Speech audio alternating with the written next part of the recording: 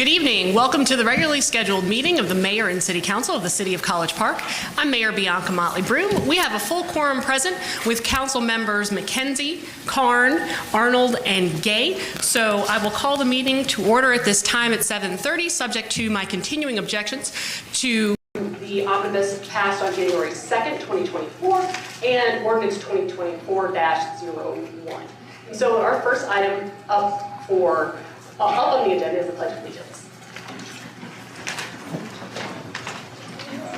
I pledge allegiance to the flag of the United States of America and to the republic for which it stands, one nation, under God, indivisible, with liberty and justice for all.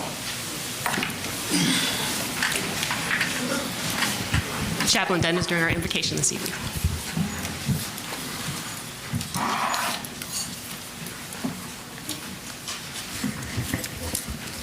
Good evening, Mayor and Council. Good evening. Good evening. It's going to be all right after a while. Amen. Amen. Let us pray. Holy Spirit, come and fall fresh on these congregated citizens of the city of College Park, Georgia. Now, Lord, as the atmosphere is conducive for a civil meeting, we thank you for your ever-abiding presence, your grace and your mercy upon us this 105th day of the newly elected officials' city council meeting. Lord, we ask your blessings upon the mayor, council members, and their families. Refresh, renew, and restore them and all those who labor among us. We ask for your guidance, wisdom, understanding, counsel, power, and support for all our leaders as we begin this meeting with this agenda. Lord, continue to bless our city manager, department heads and staff, law enforcement officers, firefighters, and all first responders. We pray for a work environment that is conducive to the growth and development of trust and where each person feels valued. Father, we thank you for blessing our business and retail community throughout the years. Thank you for opening doors of opportunity that have produced profit and employment. Thank you for increasing economic development in our city and wise administration of procurements. Lord, grant that all who plan and conduct business in our community may add to the flourishing of humanity and the respect and dignity of every person. Lord, please continue to bless our city so that it will reflect your glory and the benefit of the people living in it. And let us heed the word according to Romans chapter 13. Let everyone be subject to the governing authorities, for there's no authority except that which God has established. The authorities that exist have been established by God, established as God's servants, and we should show respect. We offer this prayer in the name of the Father, the Son, and the Holy Spirit, and according to my faith in the name of Jesus. Amen. Amen. Amen. All right then. Hallelujah. Any additions, deletions, amendments, or changes to the agenda? I'll start.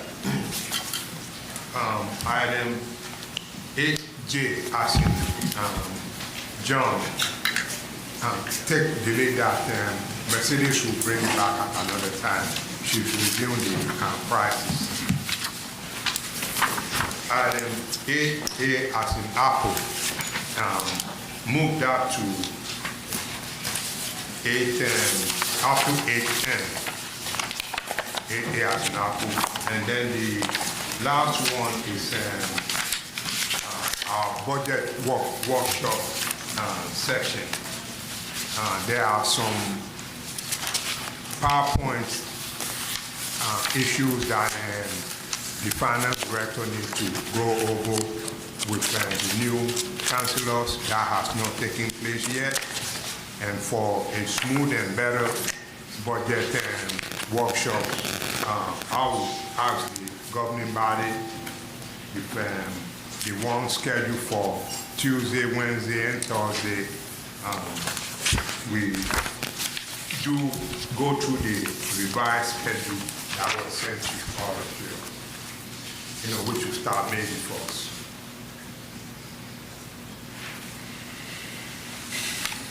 that way the two new councilors will have gone through the PowerPoint presentation, and if there's any budget issue that needs to be cleared before we go into the workshop, so all that can be taken care of.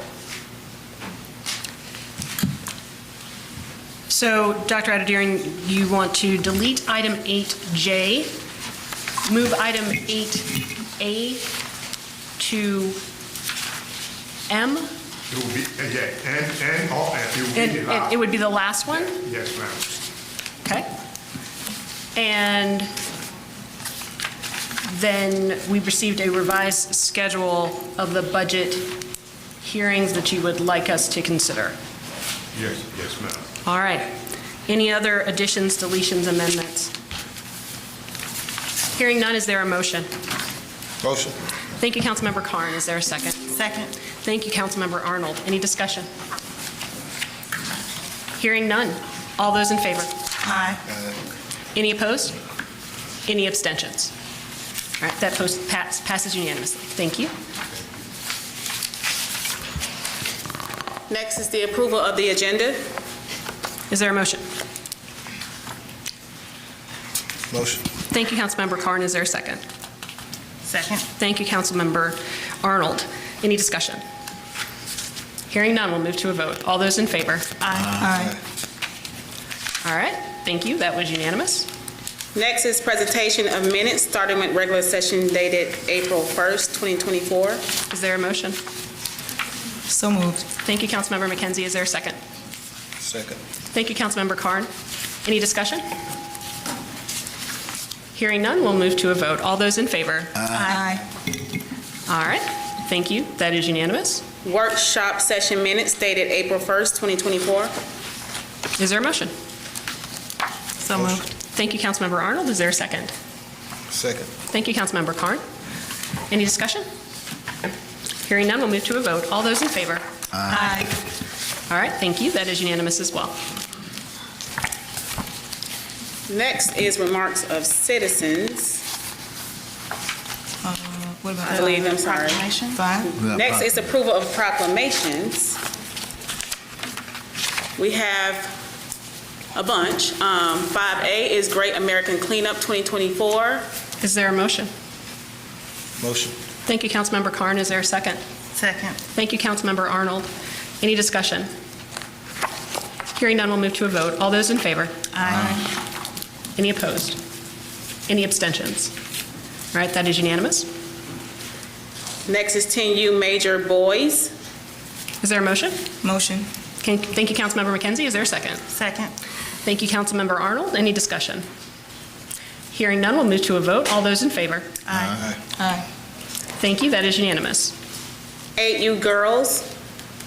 Is there a motion? So moved. Thank you, Councilmember Arnold. Is there a second? Second. Thank you, Councilmember McKenzie. Any discussion? Hearing none, we'll move to a vote. All those in favor? Aye. Any opposed? Any abstentions? All right, that is unanimous. 8U Boys. Is there a motion? So moved. Thank you, Councilmember Arnold. Is there a second? Second. Thank you, Councilmember McKenzie. Any discussion? Hearing none, we'll move to a vote. All those in favor? Aye.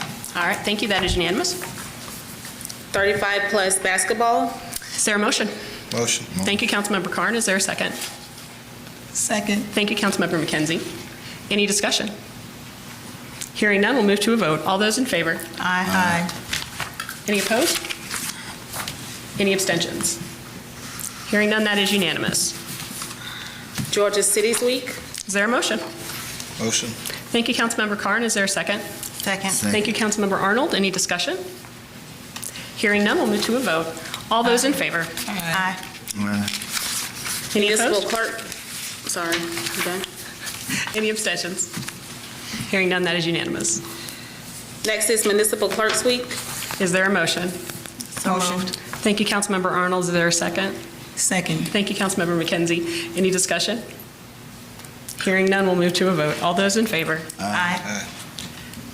Any opposed? Any abstentions? Hearing none, that is unanimous. National Cities Month. Is there a motion? So moved. Thank you, Councilmember McKenzie. Is there a second? Second. Thank you, Councilmember Arnold. Any discussion? Hearing none, we'll move to a vote. All those in favor? Aye. Thank you. That is unanimous. CSI CPEP Chapter, College Park East Point Chapter. Is there a motion? Motion. Thank you, Councilmember Carn. Is there a second? Second. Thank you, Councilmember Arnold. Any discussion? Hearing none, we'll move to a vote. All those in favor? Aye. Thank you. That is unanimous. Youth Council. Is there a motion? Motion. Motion. Thank you, Councilmember McKenzie. Is there a second? Second. Thank you, Councilmember Arnold. Any discussion? Discussion. Councilmember Gay? Ms. Clerk, I had Celisa Jefferson for service on BIDA. I don't see her added. We could never get a date for you, Councilman Gay. We tried. We reached out to you several times for a date for her to be present. To put her on. Yes, sir. Can we do this date? May? If that's the Six. will of the body. The agenda's been approved. I'm fine with adding that on the agenda. I make a motion that we add. Hold on, Celisa. we're in discussion on the youth council one, so hold the motion for just a moment here. We've got a motion and a second, we're in discussion. Any further discussion on the youth council? Hearing none, we'll move to a vote. All those in favor? Aye. All right, that is unanimous. Councilmember Gay? Motion to add Celisa Jefferson for service on BIDA chair. Is there a second? Second. Thank you, Councilmember Carn. Any discussion? Hearing none, we'll move to a vote. All those in favor? Aye. All right, thank you. That is unanimous. And so that added it to the agenda. Need to actually, is there a motion to approve the proclamation? Motion. Thank you, Councilmember Carn. Is there a second? Second. Thank you, Councilmember Arnold. Any discussion? Hearing none, we'll move to a vote. All those in favor? Aye. All right, that is unanimous. Next is remarks of citizens. The first person to sign in is Kai Leitner, 219 Haywick Lane in McDonough, to discuss rock wall.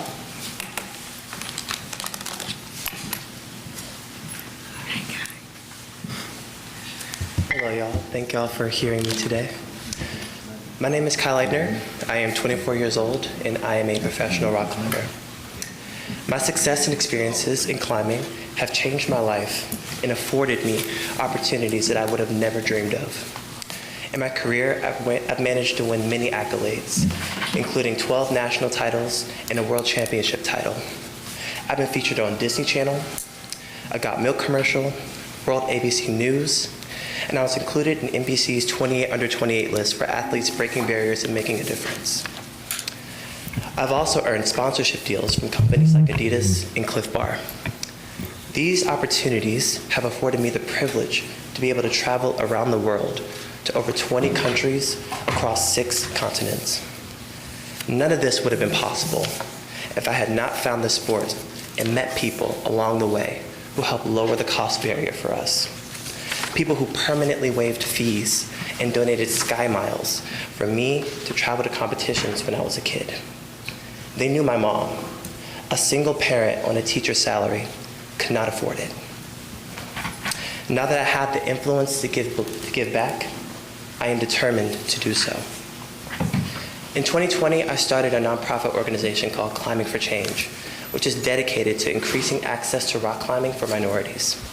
Since I spent most of my school breaks with family in Metro Atlanta and College Park, I was excited to make building a wall in the Tracy Wyatt Center my first major initiative. I worked with the mayor, city council, and the city manager to make this possible. My first hurdle was to raise over $100,000 in donations, something that I had never done before. Then I had to assemble a team of people and companies to build the wall and donate all the resources needed to make programming for the wall a success. The wall became available to the public towards the end of 2021. Building this wall has been one of my proudest moments in my career. I regularly communicate with the center to help get resources to offer different programs through the wall. Recently, I was notified that a few city officials have decided to remove the wall. I've asked them to provide reasons for removal, whether it's safety concerns or if the community had lost interest in the wall. I wanted to know if there was anything that I could do to help resolve any of the issues. Unfortunately, they have never provided a clear explanation for removal of the wall that's had 15,000 visits over the past 2 years. This decision was also made without any discussion with the City Council or residents of College Park. Now, I am left to explain to my donors why I wasted $120,000 of their money on a project that I did not fully vet, or at least it looks that way. We are That's a small time. organization. That's time. Thank you, sir. I'd like to hear. Hold on. I saw someone say that they would yield their time. Are you on the? Yes, I'm sorry. Okay, Millie Gosh. said that Millie she would yield her Gosh? time. Yes.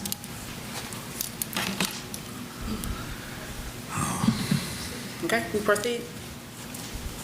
Go right ahead. Okay, continue. Awesome, thank you. Climate for Change is a small organization. Currently, we have about $170,000 in the bank. So throwing away a $120,000 investment is not insignificant to us. It will also make it extremely difficult for me to ever campaign for projects on this scale again if all it takes is a change in administration to destroy the product of their investments. It is clear that there are some potential internal conflicts going on between city officials. But I beg you to not let the kids in College Park get caught in the crossfire. Giving kids affordable access to something that simultaneously challenges their mind and body is often a first step to getting kids comfortable with venturing outside of the usual activities in our community. Not everyone is going to be the next LeBron James or Simone Biles, but if they could learn to forge their own paths and to be the next or greater version of myself, that also I think would be pretty cool. I truly believe this city has kids that can benefit from this sport the same way that I did. Please do not take this opportunity away from them. Thank you. Thank you, sir. Next is Corbett and Emma Lunsford, 3398 Washington Road, to discuss rock wall.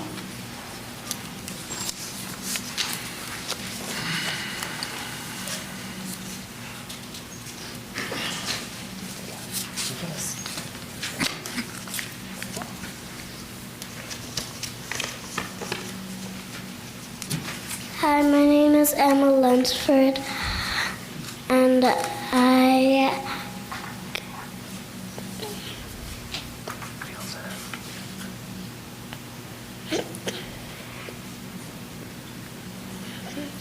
You got it. kind of feel sad because I really like rock climbing, and I've been rock climbing since I was 5 to 6, and my friend Teresa loves the rock climbing thing, so I hope you don't tear it down. Thank you. Thank you.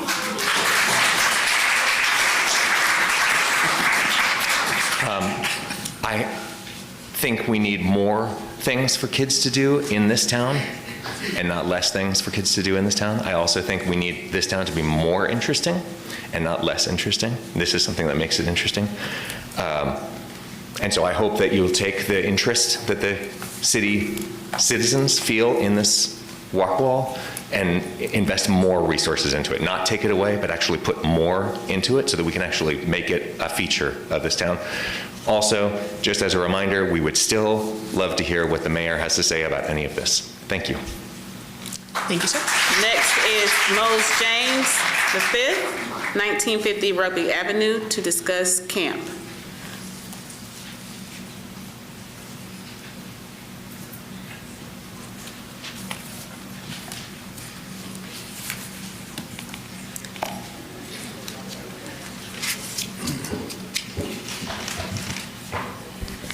Hi everyone, my name is Mose James V, and I'm 9 years old.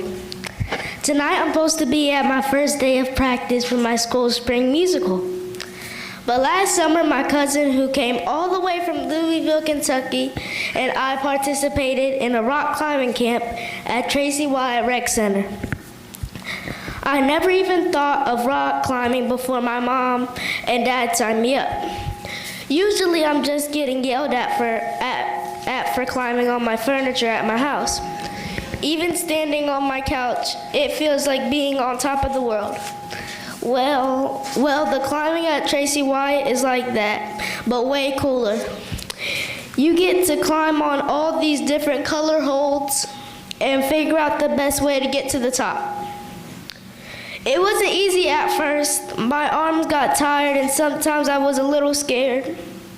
But my awesome camp counselor helped me figure things out. She taught me cool techniques like how to use my legs for power and how to be brave even when you're afraid. By the end of the week, guess what? I reached the top of the wall. It felt amazing, not just because I conquered it, but because I learned so much about myself.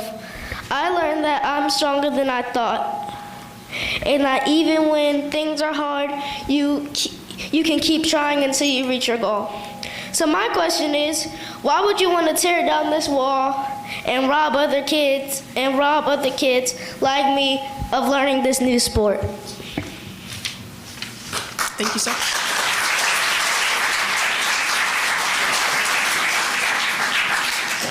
Next is Mose James IV, 1950 Rugby Avenue, to discuss battery plant.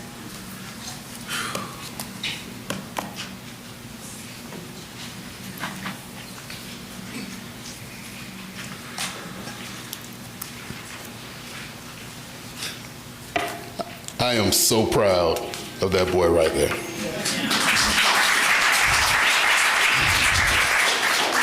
He's the reason I'm here. My parents purchased their home off Wickamall Road for $40,000 back in 1976. Right now it's worth 5 times that much. But what happens when you put a battery plant in their backyard? My investment in College Park will one day belong to him and his sister. So it's important that his mother and I craft the community that we want. Earlier today, Councilman McKenzie, she posted a video about her weekend trip to Brooklyn, New York. She went on and on about how she's a proud Northerner. She said, and I quote, "I grew up in a city that was America's melting pot, a city that was inclusive, where people were looked upon not by the color of their skin, but by the content of their character," end quote. We've all heard that line before, when a guy from Atlanta named Dr. Martin Luther King Jr. first delivered it. I've been fortunate to grow up adjacent to Atlanta my entire life. Atlanta has been blessed by Black leadership in its government since I was born. Therefore, when College Park, my personal melting pot, inaugurated its history-making all-Black council, I was confident that greatness would follow. But it's not about the color of one's skin. We must judge the council on their character. Their character has revealed that they will pass new rules to limit the voice of its first African-American mayor. Their character has showed us that they will fire a city manager, then rehire a city manager, then accept his resignation a day later. They will violate open meetings acts and then claim ignorance. They will approve a battery plant regardless of the health and environmental risks that it might cause to its residents. They will fire a human resources director, communications director, economic development director, purchasing officer, and city engineer all in their first 90 days. God bless our amazing city employees who are intimidated and berated on a daily basis by this council. And when they can't answer simple questions that are aimed to hold them accountable, they reach for the lowest hanging fruit of racism. They will go online and personally attack you and your family. You all met my son. I let my family speak for themselves. It's been 2 weeks since I stood in the same spot and presented evidence that documents were created after a meeting to support a $1.6 million grant that this council received. To this date, nobody said anything about it. I hope you're providing evidence today that will prove that I'm wrong. It's time. Thank you, sir. Julie McGurk, you let her time? Yep. It's been 2 weeks since I stood right here and showed you that a document to support a $1.6 million grant was created after the vote was taken. It was in the metadata, but we've yet to hear anybody up here explain how that happened. And it is my hope that you're going to provide evidence today that can prove that I'm wrong. But until we hear that, we must assume that something unethical or possibly illegal took place. That is the issue that I have with all of you. So I would kindly ask that instead of looking for excuses based on color, you work on showing us better character, a character rooted in truth and transparency. Because these lovely young ladies that's sitting up here from the Tracy Wyatt Rec Center, that's, I believe, going to receive an award today, after they dance, you know what they do? They walk out there and they look at that rock wall. And maybe all of them ain't interested in calling them, but somebody is. So why don't we take that down and put a TV back up? Thank you for your time. Thank you, sir.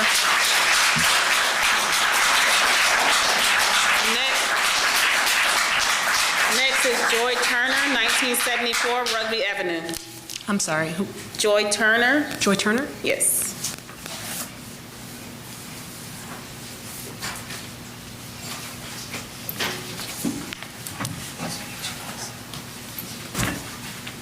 Good evening. I'm here also to advocate for the rock wall. I am new to this community, and that's one of the things that I saw that really draw me to the community is the fact that this seems like a true community. And things like the rock wall, the rec centers, all the activities that my kids can participate in really brought light to this community. But what I've seen in the past 6 months or so, or even maybe a little less, has been pretty disheartening. We invested in this community because we believe, my family and I invested in this community because we believe what we see. But what we're looking at is distrust. We're looking at not being transparent. We're looking at our children not being able to have the resources and activities that they have available. My kids love rock climbing. I was very upset when I heard that that rock wall may be coming down. They look forward to it. We've utilized that rock wall at least 2 or 3 times since then. So I am an advocate for Mr. Kyle and what he has done with that rock wall, and I would love to hear the reasoning why. If it's for something like safety or it's not being used, I want to see and hear what that purpose is, because I feel like it is doing a disservice to this community to take things away and not add something of quality like a rock wall, which is beneficial for students' physical and mental and emotional health. Thank you. Thank you.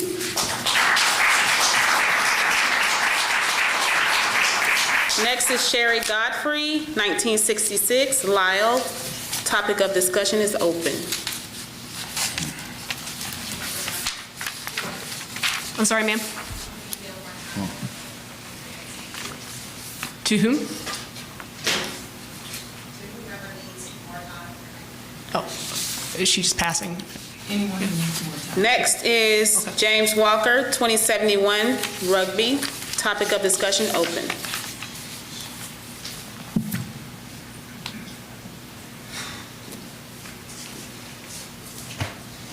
I really hate coming down here. Every time I come down here, it's more of the same nonsense. And if you don't look down at your paper too much, you'll know I'm talking about you. What my colleague and my friend Mo spoke about regarding these salacious and slanderous attacks on his character, on my character, on people in the community. See, what you don't understand, council members, is that we hear everything that you do behind closed doors. All emails are discoverable.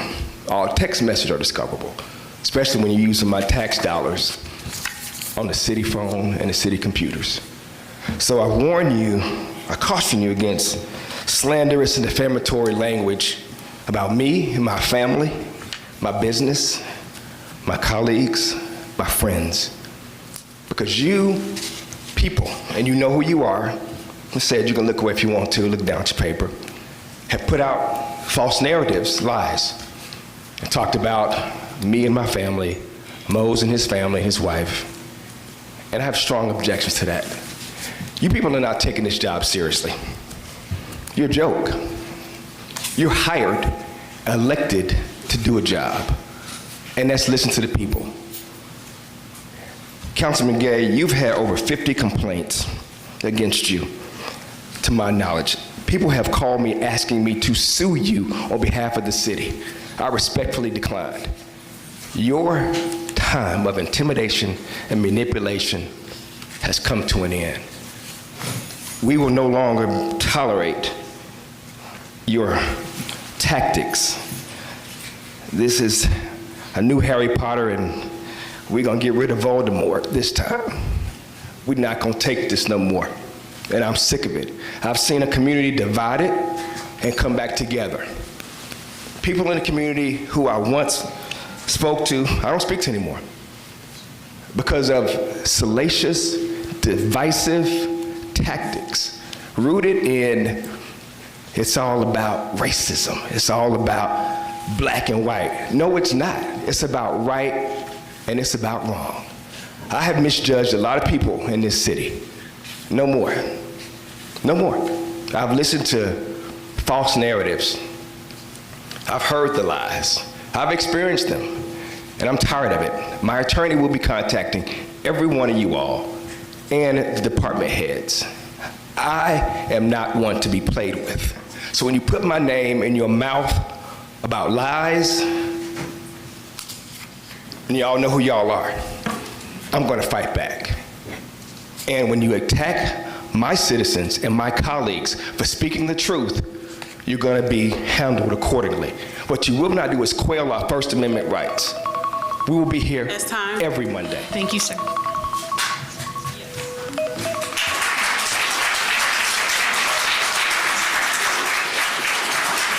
Next is Betsy Eastman, Rugby Avenue, topic of discussion open.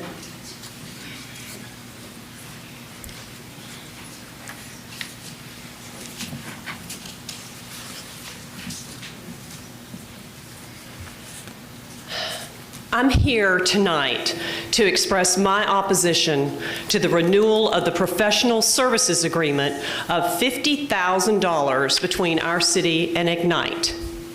To be clear, I am not opposed to Ignite and the charitable resources it provides to our residents. There is a need, and Ignite serves that need in some capacity. My concerns stem from the lack of clarity regarding the professional services provided by Ignite to the city and the substantial financial commitment of $50,000 annually from our city's budget to a charitable organization. It remains unclear what specific professional services Ignite is providing to the city and why our city government is funding payroll for a charity organization. Charitable organizations typically partner with private donors, individuals, and corporations, thus making it unusual for charitable organizations to be a line item in a municipal budget. Unfortunately, our city government has set precedents for funding charitable organizations as a budgeted item. So under past council leaderships, Ignite received $15,000 annually. That was $15,000, not $50,000. Since Councilman McKenzie transitioned from Ignite president to councilperson, the city's financial commitment has now risen to $50,000, despite Councilman McKenzie's, but actually she was Mrs. McKenzie last year, her commitment last year to provide these services at no cost to the city. Moreover, if Ignite's professional services are indeed essential to our city's functions, it is imperative that the city explore other bids and options for these services to ensure cost effectiveness and transparency. How can Mrs. McKenzie pledge to provide these services last year on June 20th, 2023 at no cost, thanks to private donors, and now support a commitment of $50,000 annually with no comparative analysis for alternatives. I urge you, the City Council, to reevaluate the renewal of this professional services agreement with Ignite and conduct a thorough review of the services provided, their necessity, and the potential for cost-saving measures through alternative providers. Thank you. Thank you. Ms. Ames? Next is Karen Jeremy, 3484 Herschel Road.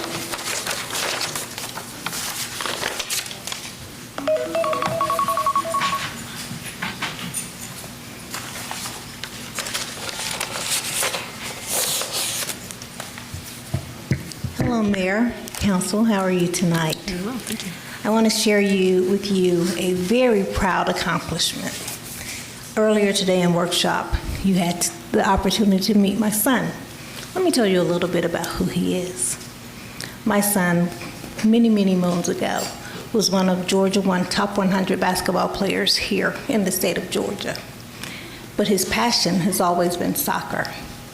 As a mom, probably my biggest failing is that I couldn't find soccer shoes big enough to fit his size 18 shoe. So he had to forego playing soccer in high school. He played it as an intramural sport at the University of Southern California. And as the universe would have it, he got the opportunity to go to complete a FIFA Master Program that is sponsored through the World Cup for FIFA. He tells me I always get this wrong. And another failing of mine, it would be $35,000 cash up front. We did a GoFundMe. And when I tell you, I'm almost about to cry, when I tell you the communities that we have touched and who have touched us came up with the $35,000 to pay for his master's degree. So that he can complete that with, and my son is now the first African American to complete a master's degree from FIFA World Cup. He has had the opportunity to fraternize with the president of FIFA. He has been to a World Cup championship and hopefully will be taking his mom to the one that comes here in Atlanta in 2026. And I serve on the board for as a destination marketing organization for Ward 1, and I petitioned that my son's first project be here in College Park. And that's a lot. He has the opportunity to take this opportunity to so many other places. But my heart is here, his home is here, and we want to start here. My son is one of the youngest licensed professional soccer agents because of his FIFA experience in the United States of America. And as a mom, I hope that you will give him your listening ear and that you understand that my son is on the cusp of greatness. I cannot contain the pride that I have of him. And when I tell you, I hear of the stories of all of these wonderful people that are making their mark on the world from College Park, I think that my son is in very good company. Thank you so much for your time, and thank you for listening. Thank you. Next is Chisulo Ajanaku to discuss Block Party, Historical Neighborhood Association, United Action for Advancement of Humanity.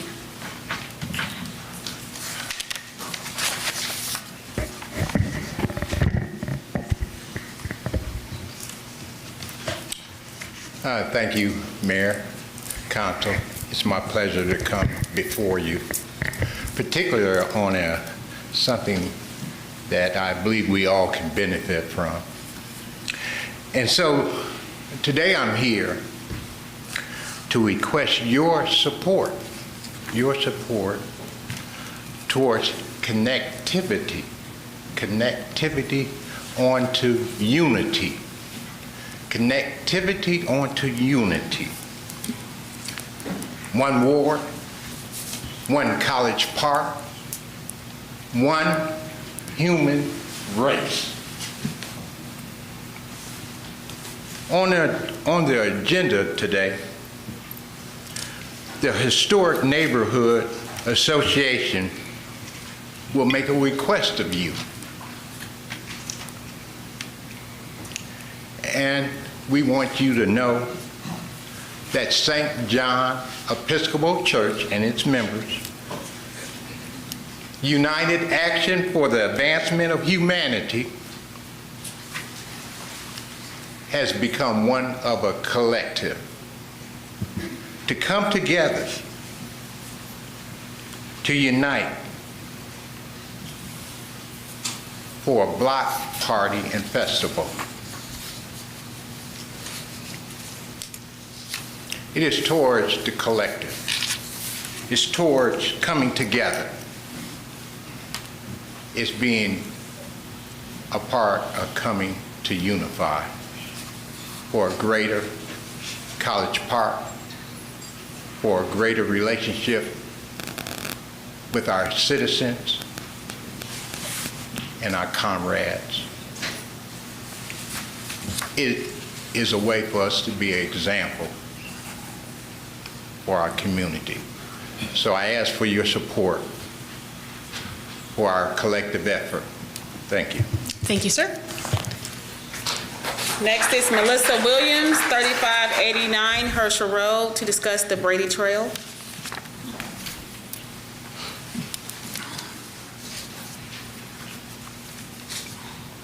Good evening, everyone. Good evening. This is actually my first meeting, and I'm new to the area, and I actually live across the street from the Brady Trail. And so I'm just here to request that you guys clean up the trail and make it safe. Because again, like, it's an amazing city that we live in, and I think that the trail, if it's cleaned up, if it's renovated, would be a beautiful, beautiful place for the individuals of College Park to enjoy. Thank you. Thank you very much. Thank you. Next is Larry Brady, 2112 West Princeton Avenue. Topic of discussion is open.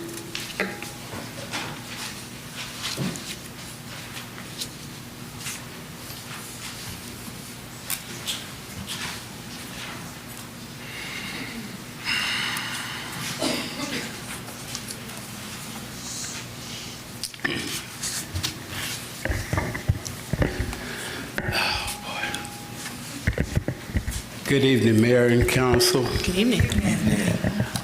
City officials, residents of College Park.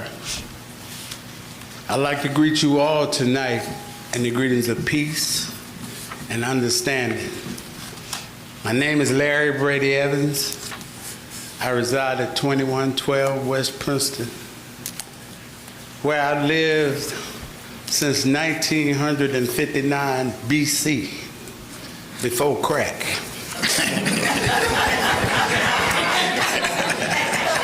And I'd just like to share with all of you all who are here tonight that College Park had a spirit, was full of love. Some of you all transplants have come here,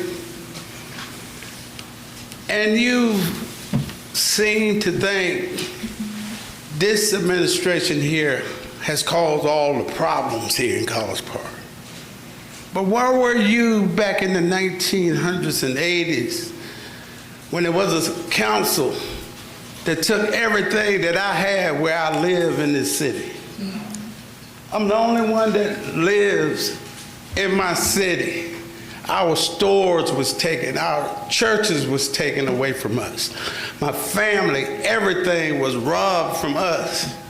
And not one of you came up here to say nothing. And it wasn't all black. Well, let me correct that. You all really like to be political correct. It wasn't all African Americans. It were European Americans who sat there. And not one of you came up here. The way you all attacked it, I've never seen none of you come up here and attack those European Americans. Not one of you. I'm not saying that you're scared. I'm not saying that you're afraid. I'm saying you just didn't do it. So I said that to say this. I feel robbed here.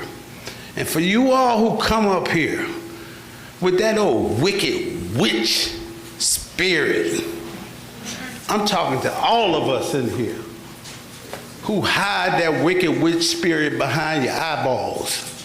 You know who you are, all of us. If you can't love, go back to where you come from and come back. Because that ain't what we was taught here in College Park. You walk around like you smell unclean chitlins in your mouth. If you look around, you'll see some of them sitting next to you now. Oh yeah.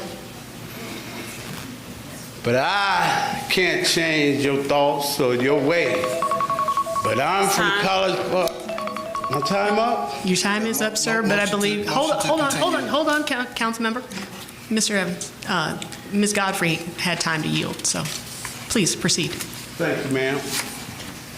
Well, I'm gonna say it like this. I'm here in College Park to stay.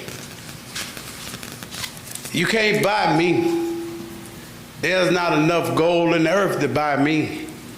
You might could buy the rest of them for wholesale and buy them jets and yachts and float down the river, fly through the air, or head to the moon if you choose to. But this little black boy right here, I'm at peace in the skin I'm in, and money can't buy me, and I'm happy to be a part of College Park. I love this city, my family.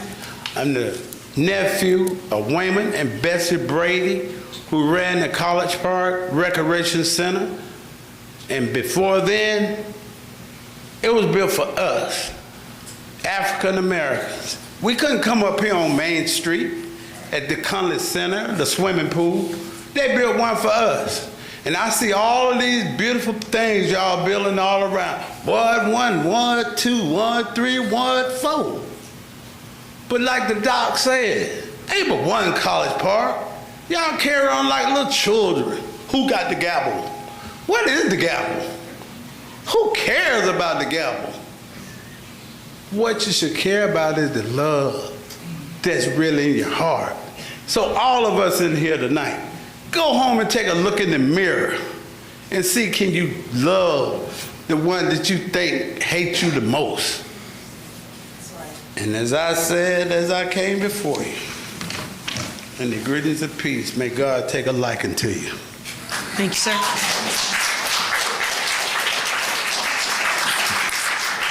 There's 40 seconds left on the clock, and I have 11 emails. Direction, please. Is there a motion?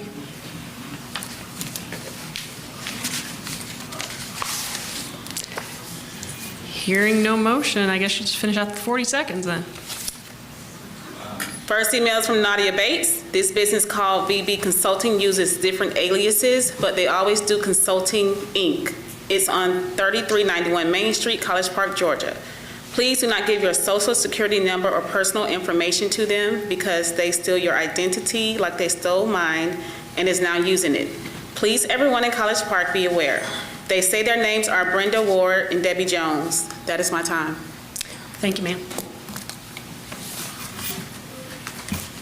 The next item on the agenda is a motion to set a public hearing on May 6th for the rezoning of 8 parcels on Herschel Road from R1 to RM for an affordable senior apartment complex with 98 units.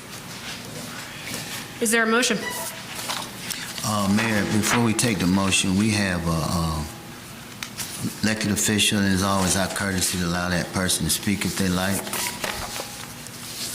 Joe, what's her name? It's Councilmember Keisha Shawn Waits from Atlanta. Keisha Waits. I know before we ended the public comment, that's always been our, what's her name? Keisha Shawn Waits. Representative Wade, would you like to have a few marks, please? We forgot to acknowledge you. Hold on 1 second now. We need a motion. Motion. Second. Councilmember Gay has made a motion to allow Councilmember Sean Waits to speak, and for what period of time? As long as you like. All right, is there a second? Second. Thank you, Councilmember Carn. Any further discussion? Hearing none. All in favor? Aye. All right, that is unanimous. Welcome. Members of the council, I want to thank you for your service. I know that public service is often a thankless job. I stand before you tonight as a 51-year resident of Fulton County. I had the privilege of serving 3 terms in the Georgia House of Representatives, where I represented this actual body, including East Point, Hapeville, City of Atlanta, and certainly the illustrious College Park. I was recently a member of the Atlanta City Council, but like many of you, served with distinction and honor. I spent 15 years working for the federal government.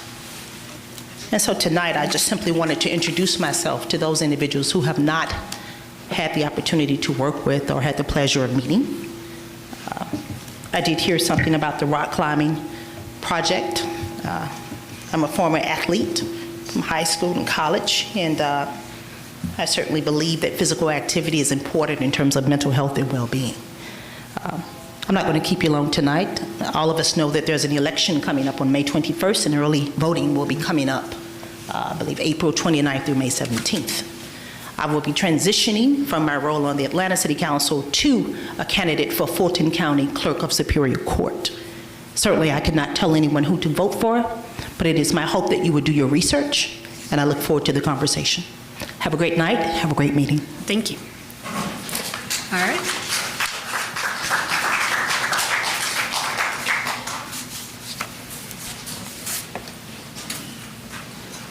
Next is item 7A, motion to set a public hearing. Is there a motion? Motion. Thank you, Councilmember Carn. Is there a second? Second. Thank you, Councilmember McKenzie. Any discussion? Discussion. Councilmember Gay? A question. Is this part of the ordinance procedure, or is this a discretionary request? I think, for you. City Attorney? I mean, because is this motion for public hearing, because I know this has been on agenda a while, is this at the discretion of whoever put it on the agenda, or is this part of the, because I think the planning committee voted this down? This is just to set the date. I mean, maybe.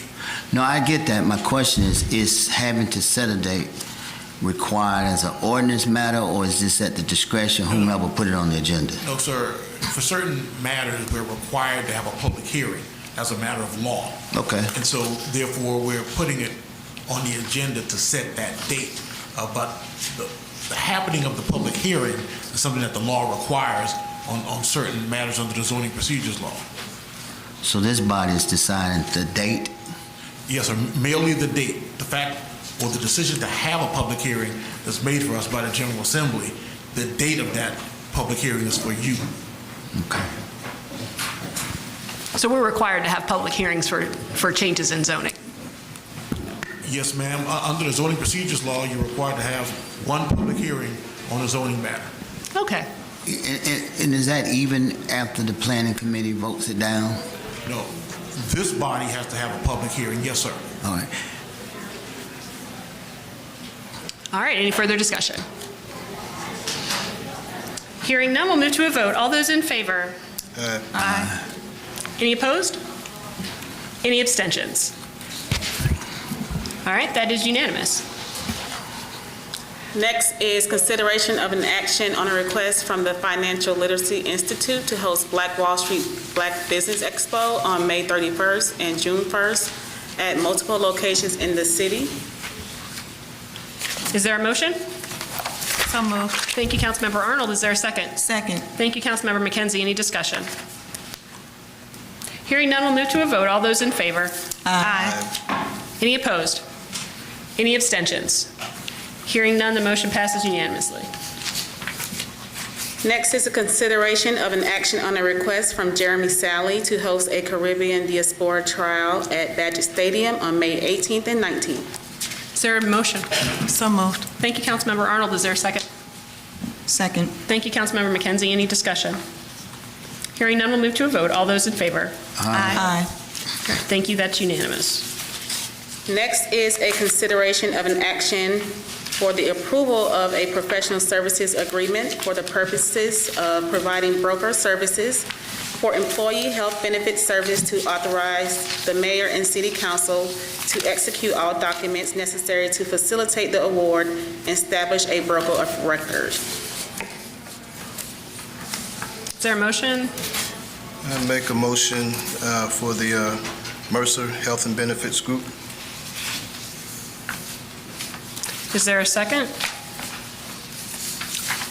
Second. Thank you, Councilmember Gay. Discussion? Ms. Gilbert? Mercer wasn't here. This is the only folks that did not present.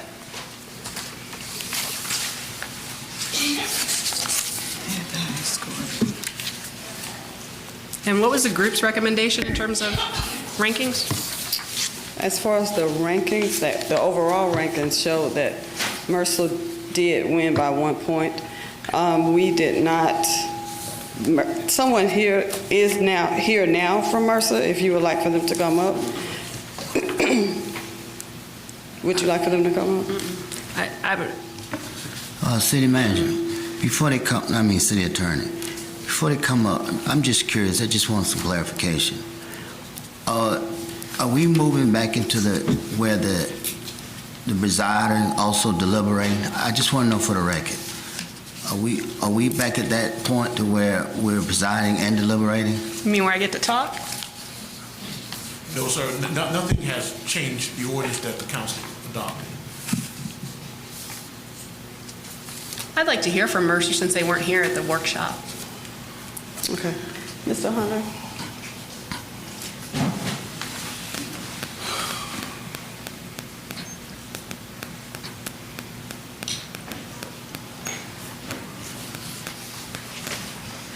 Greetings, Madam Mayor, City Council. Hey. Could you state your name for the record, please? My name is Thomas Hunter James. I'm representing Mercer Health and Benefits here in Atlanta. Do you have any sort of presentation? Well, I gave out the pamphlets to the team here. But Okay. I mean, the other folks said something. what I will say to you today, that Mercer Health and Benefits is well-known, largest employee benefit consulting firm in the world. We set the standard for employee benefits, and that's because not only that we have large clients and small clients alike, it's because we sit down, we have strategic conversations with our clients, and we not only deal with our short-term solutions to be able to help you in today's time, but also we create a long-term trajectory and strategy to make sure that you're keeping up and making sure that you're maintaining your human capital and the talent, both here today and from a recruiting perspective. And so with that, having best-in-class benefits and consulting services, along with benchmarking and superior analytical information and data to keep you abreast of what's going on in the marketplace, not only in the public sector, but also in the private sector alike. We share that data with you, and I'm here to represent that and be the relationship manager for the City of College Park. We know that it appears that we were competitive not only in our pricing, we're very much more competitive in what we're providing to you as far as our capabilities, our resources, and the team that we put in place for you. Have you worked with the city before? My background is 24 years on the carrier side. When I say carrier, I mean I worked mostly with Cigna and Aetna in my prior experience for 24 and a half years. And I've been into consulting for just under 3 years here. And so bringing that background and understanding the City of College Park needs on the carrier side, I have a wealth of knowledge of how your plans are working, and I have some ideas as well.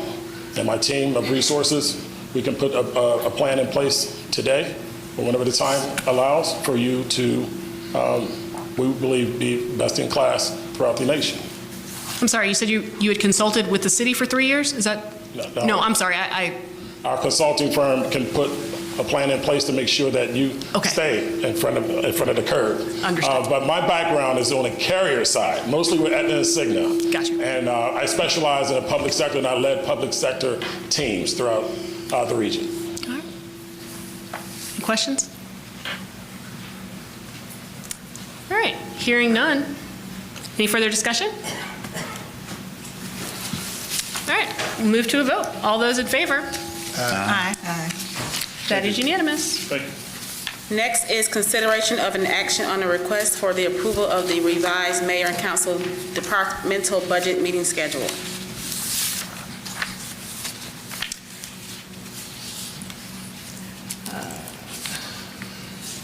One moment here.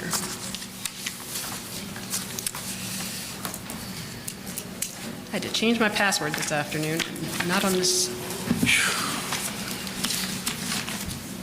There we go. All right. So the revised budget schedule, Point of order, Mayor. I'm going to read it out so the community is aware of it since we received it. And so we got it. It's now May 1st, 2024 at 6:30.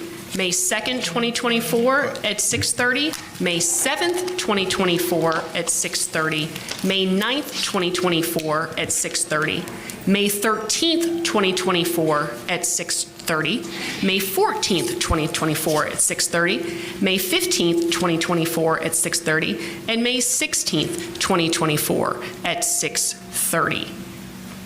Is there a motion? Point of order, Mayor. With all due respect, I think it probably would be best if we stick to the format that we voted on and agreed to. Second of all, I would also say that Mrs. Bradley, we have competent staff that can definitely give us the details on all the agenda items, and I think it'd be best if we rely on them to make sure they relay that information to all of us. I can read too. So, do those dates work for everyone? Is there a motion to adopt the budget schedule? So moved. Thank you, Councilmember Arnold. Is there a second? Second with discussion. Thank you, Councilmember Carn. Go right ahead. City Finance Director, how are you? Good, thank you. Did you have any additional information for us? No, other than the city manager, I'm requesting to revise the dates and send it all to everyone. Basically, we're here. And the initial budget calendar was to come before you with dates for approval, and at that time you could make the decision to postpone, push the meetings back. So the city manager requested that I do that, and now we're here. But no additional information, and that gives us more time to meet with the two new council members and review the PowerPoint. And if at their request, if they would like to meet with each department individually, they have that time to do so as well. Okay, and I wasn't. I will be out of town for a few of these dates, since we're moving into June here. We can't move into June? No, that's just the public hearing dates set for June. I have to have those two dates set. Right. These are the public hearing dates. Yes. Right. Okay. So we're here at the. Okay, this is fine. It's May 1st, May 2nd, May 7th, May 9th, May 13th, May 14th, May 15th, and May 16th. All at 6:30 here in council chambers. And Dr. Adediran, those will be televised, correct? Okay. All right.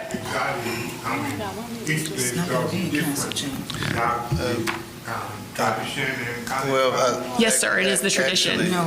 It is the tradition. We have televised budget hearings since at least 2020. Well, if I may, Dr. Emmanuel, and first of all, I don't see. Did I hear May 14th on here or? May 1st, May 2nd, May 7th, May 9th, May 13th, May 14th, May 15th, and May 16th. Mayor, with all due respect, I was speaking to the city manager and Althea, with all due respect. If we could let them handle the admin, that'd be great. I thought I'd heard the 14th as a date. I just didn't see a 14th on the paper here. Yes, May 14th, 13th. Sir, you have the wrong paper.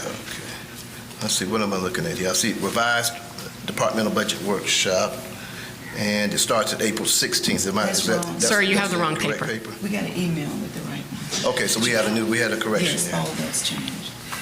So it's May 1st, May 2nd, May 7th, May 9th, May 13th, May 14th, May 15th, and May 16th, all at 6:30 PM in the council chambers. City Manager, in terms of location, traditionally, we have held that in the executive conference room. Yes, sir. Now, one of the reasons why it was held out here was obviously due to COVID. But generally, we have that in the executive conference room, and it's usually not televised. Now, for the record, it still, of course, is a public meeting, and it is open to the public, as it has always been. Also, it's a public meeting on record. The city clerk will be there, will take minutes as normal. City attorney, if needed, same format, but we traditionally had that in the executive conference room, and I think that's probably where would be the better place to do it. Are you making a motion to not televise the budget hearings? I am. All right. I'm also making a motion to make sure it's an open public meeting. There's already a motion on the floor, I'm sorry. You're right. There's already a motion on the floor that hasn't been finalized yet. The motion for approval of the schedule. Yes. Okay, well, I'll add a friendly amendment onto that motion in terms of.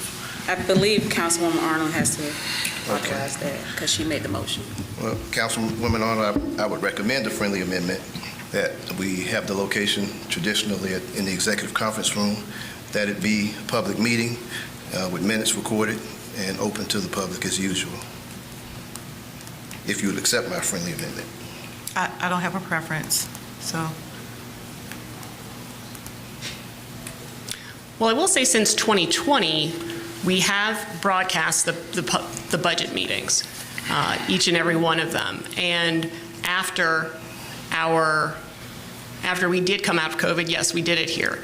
The executive conference room makes it a bit of a challenge in terms of getting public access into the room, and if we do not televise it, it makes it even more of a challenge for people to actually see what we are doing.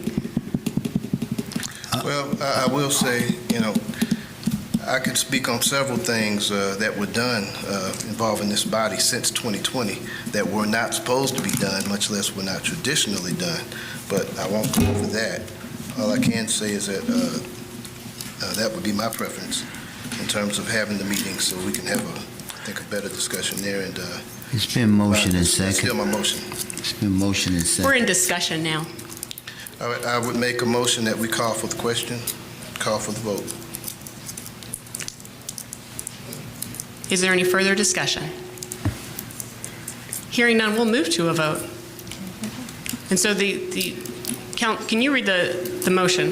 The motion is to adopt the schedule sent out to mayor and council, and also to move the meeting to the executive conference room and follow the former public meeting guidelines prior to COVID. Which would include no televising of it and... Yes. My communications director would like some clarification. Hello, Mayor and Council. I need clarification on the word televised. Does that include streaming and online? We are focused on televised, meaning our TV there, but it can be recorded in other ways, and the public gets information in other ways now. So if it's a public meeting, we want to make sure that we're using the right phrasing to make sure that no one is confused as to what we mean by televised. Well, this is going to be a public meeting as usual. The budget hearings are. They're generally held in the executive conference room. They are not televised or streamed. However, they are official meetings put in the record by the city clerk with the minutes. Okay, thank you. All right, thank you. And audio, I might add. But if someone showed up and recorded us, that is legal, right? Mr. Denmark? Question. Yes. Okay. All right.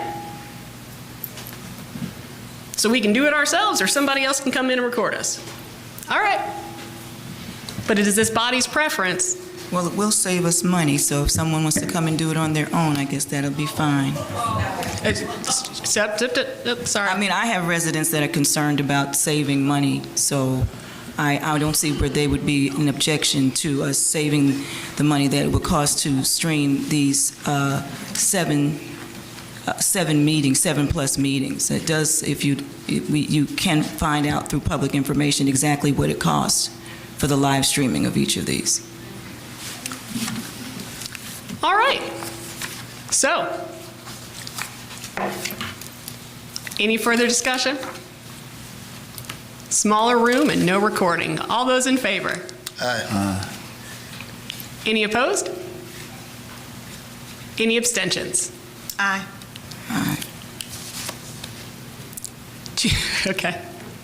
Councilmember Carn and Councilmember Gay are in favor. Councilmembers McKenzie and Arnold have abstained. Motion passes, correct, Mr. Denmark? All right. Okay, next on the agenda is consideration of an action on a request for the approval of the disbursement of the MEAG 2023 year-end settlement refund in the amount of $1,792. No. 1.7. A little more than that. Is there a motion? Just a little bit more. Motion. Thank you, Councilmember Carn. Is there a second? Second. Thank you, Councilmember Arnold. Any discussion? Hearing none, we'll move to a vote. All those in favor? Aye. All right. Thank you. That is unanimous. Next is consideration of an action on a request to approve the annual public safety services contract with Axon Enterprise Incorporation in the amount of $371,411.12. Is there a motion? So moved. Thank you, Councilmember Arnold. Is there a second? Second. Thank you, Councilmember McKenzie. Any discussion? Hearing none, move to a vote. All those in favor? Aye. Aye. Any opposed? Any abstentions? Okay, that is unanimous. Next is consideration of an action on a request to approve the proposal bid from Legacy Mechanical Services, Inc. for replacement of 2 rooftop units in the amount of $152,175. Is there a motion? Motion. Thank you, Councilmember Carn. Is there a second? Second. Thank you, Councilmember Arnold. Any discussion? Hearing none, we'll move to a vote. All those in favor? Aye. Any opposed? Any abstentions? Councilmember Carn, what is your vote? Aye. Thank you. That is unanimous. Next is consideration of an action on a request to rehabilitate the HVAC Trane Chiller number 2 at the GICC in the amount of $510,000, I'm sorry. Is there a motion? Motion with discussion. We get discussion every time. Thank you, Councilmember Gay. Is there a second? Second. Thank you, Councilmember Arnold. Councilmember Gay, go right ahead. Is that the one that you took off? No, this is the one that we did the RFP. I'm talking to the lady, ma'am. Please calm down. I understand, but sir, I appreciate it. We removed item 8J. Could you answer it again? I got it. No, this is not the one I took off. This is the one that we had an RFP for, and we only got one bid off. J was the one that I took off. And that was Legacy? Mm-hmm. The one for J was. Mm-hmm. Okay. Thank you. Any further discussion? Mercedes, so this chiller is pretty much lasted the whole time since we built the building, huh? Well, we rebuilt, I think, number 1 last year. So every year we're trying to do a little of it, and this is more than we budgeted, but because we have 3 projects that we can't do an RFP for, that gives me the extra money to get this done. All right, well, the fact that this thing lasted 20 years plus, that's saying something since that building was erected for a chiller, and it's gone through some long, hot summers, so we got our money's worth out of that one. Yep. All right. Any further discussion? All right, all those in favor? Aye. Thank you. That is unanimous. Thank you.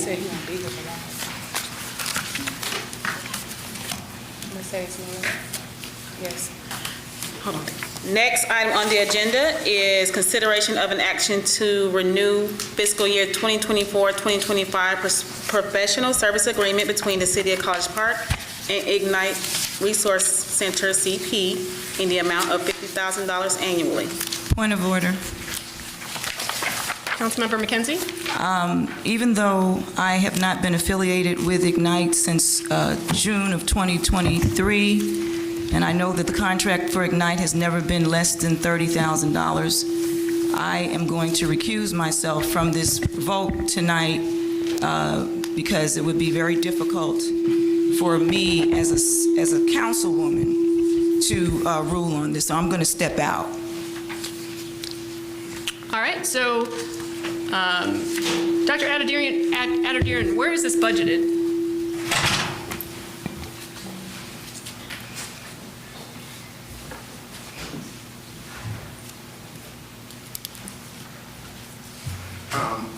Good evening, Mayor and Council.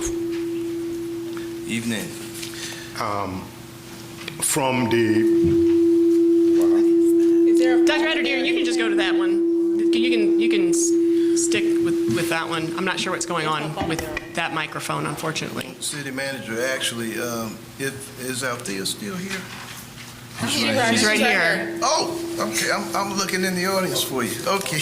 Well, my question was for Dr. Adediran.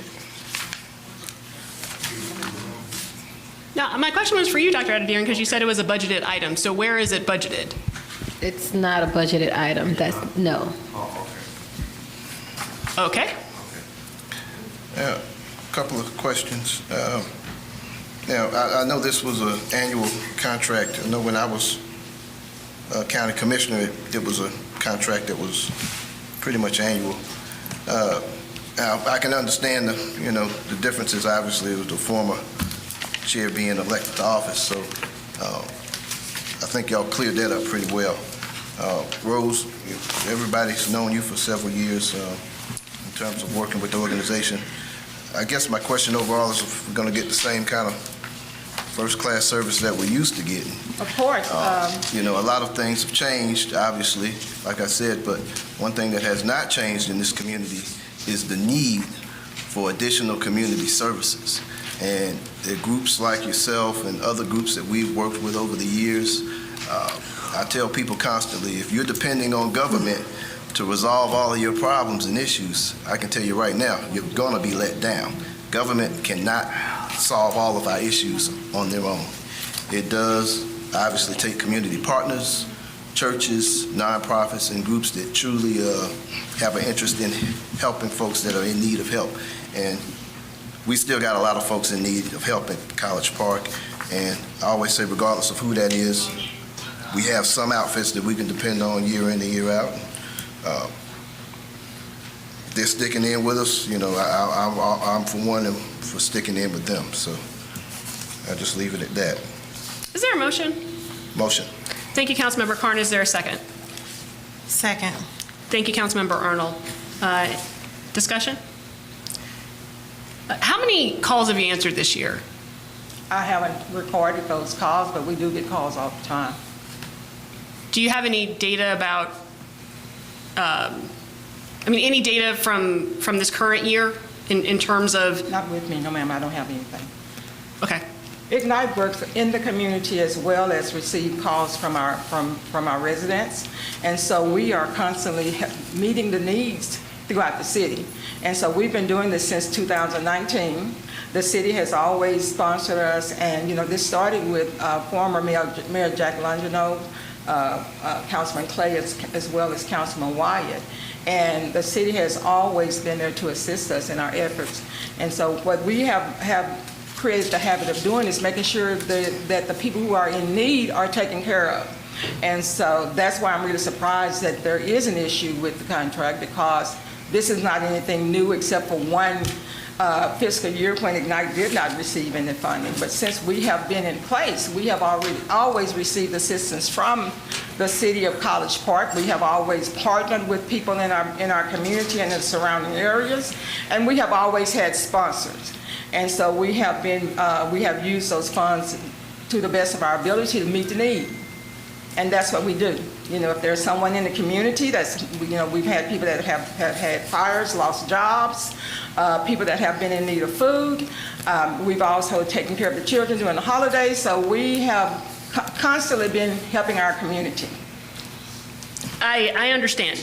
Mike, the question that the contract itself reflects that the resource center is open and that the phones will be staffed. And I know in the past there had been some data about how many calls that come into Ignite and where those folks, you know, where they were sent for resources. So is that something that you can provide? We send them all over the area. We send them to different areas. It just depends on what's available. I do have a contact list of different resources that we make available to those people who are calling. So the data, can you provide data at a later date? What are you looking for? I mean, at prior times when Ignite came up, there was data about how many calls had come in and where folks had been sent to get an impact, to get an idea of the impact. The thing that Ignite has provided in the past is information about what we have been doing, you know, as far as helping our community. Now, as far as us tracking phone calls, I don't remember that, but I can certainly check into it. Okay. I got a suggestion. Our fiscal year is from July 1st through the end of June. So we're going to be coming up on the end of our fiscal year. This contract is going to start July 1st, I understand. Right. So maybe before then, if you could give us some type of just an executive summary, that kind of a year-end wrap-up in terms of how we did last year. Now, you know, I see what has been happening with Ignite in the community over the years. And unless the need for help has gone away in our community, then there is a need for this service still. And last time I checked, there is a need for help in our community. I've seen hundreds, literally thousands of our residents get help from this organization, from everything from shoes to clothes on their backs to rental assistance to help with all types of things that are far above and beyond what this city is able to provide. You know, having a good service provider is important. And we're a very transient city. We have a lot of folks that move into College Park trying to get back on their feet, so to speak. The more help we can extend to our community, obviously, the better off I think we'll all be at the end of the day. So I, for one, am glad we're keeping this going. And let's get that year-end wrap-up information before July, before we go forward with the next contract. Let's keep helping folks. Sure. All right. Any further discussion? All right, hearing none, we'll move to a vote. All those in favor? Aye. All right, that is unanimous amongst those present. Could someone get Councilmember McKenzie? Point of order while we're waiting. Althea had a question, Councilman Carn, about your schedule for the budget. Was it May 14th that you would not be available? No, I'm sorry. I was looking at this one and I wouldn't. So it's the old one? Okay. Yes, I'm good. I think I'm good. Yeah. He's good. Yeah, but I need to, I just got to find that email. I just, you know, I'm used to paper, you know, I'm still old school. But I'll find it. Shall I proceed or should we wait? Let's wait on Councilmember McKenzie. While we wait on Councilman McKenzie, Mayor, there was two items that was missed. One was a proclamation that was supposed to be added, and the other one was a young lady was here with her dance group. She came to speak, but I guess she wasn't, since she's new, I guess she didn't know to sign in. Do I need to make a motion to allow her to speak and to add that proclamation for Jesse Phillips? Now, the dance group, they were, I saw the dance group. They didn't know, she didn't know to come over and speak. Oh, yeah, Public comments over. Mayor, Mayor. Wait a minute, hold on. We didn't get through 11 emails that, like, we didn't, and there was no extension other than for the elected official.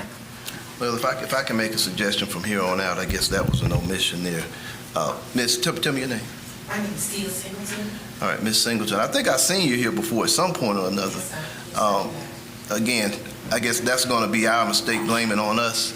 And again, this is just me speaking. Anytime we have a group that works with our Parks and Rec and our kids, obviously, generally, we do a proclamation or at least a recognition with all the kids coming in. So apologies if we dropped the ball on that. City Manager, if we can come up with some kind of mechanism where someone doesn't fall between the cracks like that, where there's no proclamation, however, you have a city functioning outfit with major accomplishments, I'm assuming, that are here and took the time out, and parents took time out to get them here, where we can at least come up with some kind of a recognition. Councilmember Cohen, she wasn't here for a proclamation. She brought those girls here to support her public comment. Well, I think we should definitely accommodate some kind of a recognition there in between, whether if we can figure out something there. She wasn't here to be recognized. She was here for a public comment of a concern that she's having regarding her program. She didn't know to sign in. I'll get you. Well, understood. And so we have Councilmember McKenzie has returned, and so we need to proceed with the agenda. Okay. Well, like I said, if you get with the city manager, maybe we can come up with something there. But anytime you have young people come, we want to figure out a way to recognize them one way or another, to make sure that they don't go home unrecognized. Just leave them. All right. Okay. All right. Thank you. Well, it's on us too, so we got to figure out something to make sure. Maybe if you had come and let the city manager know you were here in the program. I'm assuming, Michelle, that was with Parks and Recreation. This program here. No? We are. Wait, hold on, ma'am, Okay. hold on. All right, Well, at some hold point, on, if hold you on. get with the city manager, and maybe we'll make sure that won't happen again that way. All right. All right. Next item. The next item on the agenda is consideration of an action on a request for the emergency replacement payment of golf course PM pump in the amount of $20,169.80. Is there a motion? Motion. Thank you, Councilmember Carn. Is there a second? Second. Thank you, Councilmember McKenzie. Any discussion? Hearing none, we'll move to a vote. All those in favor? Aye. Thank you. That is unanimous. Next item is consideration to approve Kemi Construction Company's proposal for the Sanitary Sewer Main installation on State Road, Georgia 314, West Fayetteville Road, Phoenix Boulevard, at approximately $420,850,000. $420,850? That's not what I said? Thank you. What you said. Is there a motion? So moved. Thank you, Councilmember Arnold. Is there a second?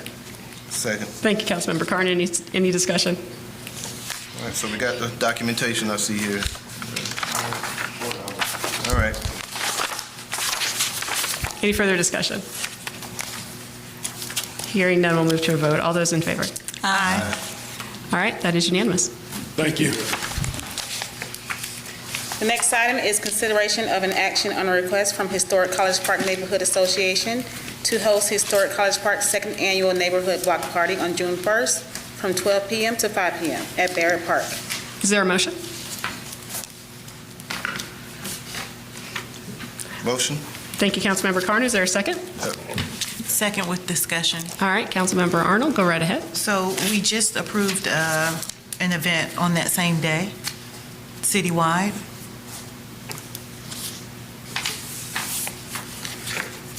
Black History Wall Right, Street. everybody's sitting, looking wide-eyed. Yeah, y'all do realize that, right? I did not realize it. I mean, we just did it today. So now the Black History of the... Yes, it's on the same day, but the location hasn't been determined for the Wall Street event. Right, but it says citywide at different locations. So do we want to have two events, same day? Yeah. I saw in the materials that this one could be, there was a backup date. Is there, President Baker? Yeah. Is there any flexibility in the dates? I'd hate to have people not able to attend the block party because they're at the other event, but is there any flexibility? The problem is that we've secured the insurance. We've made a number of deposits, so it'll be, thank you so much. So it'll be a challenge. I mean, I could try, but it'll be a challenge, in all honesty. Okay, what is the time? Well, So I it's know- 12 to 5. 12 to 5. What about the other activities? Do we know what the times are for the Yeah. It's Black like Wall Street? that same time, right? We're supposed to be doing the parade and all that other stuff. Are they doing a parade? Yeah. Is that part? So I did put in the application, I did put in a rain date of June the 8th. What I can do is see if I can alter that date, but I also need to check with, because we're partnering with St. John Episcopal Church, so I would need to contact them as well, so I can't make a unilateral decision. Got it. That's the challenge. I see Dr. Chisulo. Is there any flexibility, Doc, or with St. John? Well,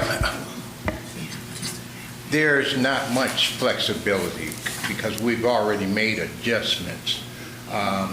There's several things coming down the pipe, but on June 1st, we have planned to do at St. John's Episcopal Church. We plan to have this neighborhood block party right on East Main at church. However, when we found out that neighborhood association would be a historic neighborhood association just having their block party, we decided, hey, this is a greater opportunity. And then, of course, our organization, United Action for the Advancement of Humanity, all we want to do is bring people together, the collective, to begin to approach change. And so it's a huge opportunity for us and for our community. And I think it's enough room to have both. Well, to have both of them, yes. Because that's we want to get our community together, and there's a group of collective people who want to come together. And Well, that's fine. I have no objection. It's, we are big enough a city to do more than one thing. I just want to make sure that, I think with the hours having from 12 to 5, and that there's time for persons to go from one event to the next, so. And like I said, we'd be open to considering, but there's so many things in motion that it just makes it difficult. Okay, no, that's it. I'm fine with it. Can I add one thing, please? Sure. In the application that I submitted, we stated that we would not be requesting street closure, just no parking. And so if it's appropriate, I'd like the consideration for Napoleon Street between Rugby and Walker to be closed. We've gotten, with the association now with the church, we've got more activities, and so it would be helpful, and I think for safety concerns, with patrons sort of going to different activities, if we could close that small block. And I've already spoken with, there's one neighbor that would be affected. It's the only neighbor that has a driveway on that street, and I've already spoken with them, and they are supportive of the street closure. Okay, is it just one? Just one over there? I thought it was 2 or 3. No, just for that block, it's just one. Okay, I thought it was Now, Walker and then somebody else. provided notices to about 50 houses, and we'll do it again because the notice says no street closure. Okay. So we would do that again, but there are 50 houses directly around the park, and so we wanted to make sure we provided them notice, advance notice. But there's only one house that would be directly affected by a street closure. And like I said, we've communicated, and they are supportive of the closure. So if that could be considered, which is not in my application, only the restricted parking, that would be appreciated. Who made the motion? We got one suggestion, Councilwoman. It was Councilman Carn and Councilwoman Arnold. Okay, thank you. No discussion. Just a suggestion here. City Manager, I would just suggest that in addition to that you get with the police chief to make sure you get some type of a traffic plan there for that.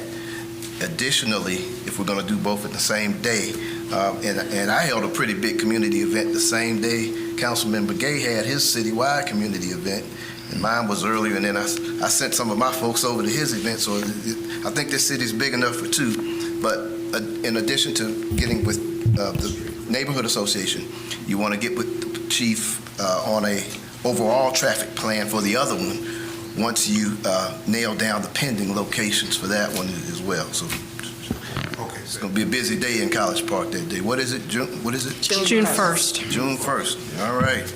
Okay, that's a Saturday? It is. All right.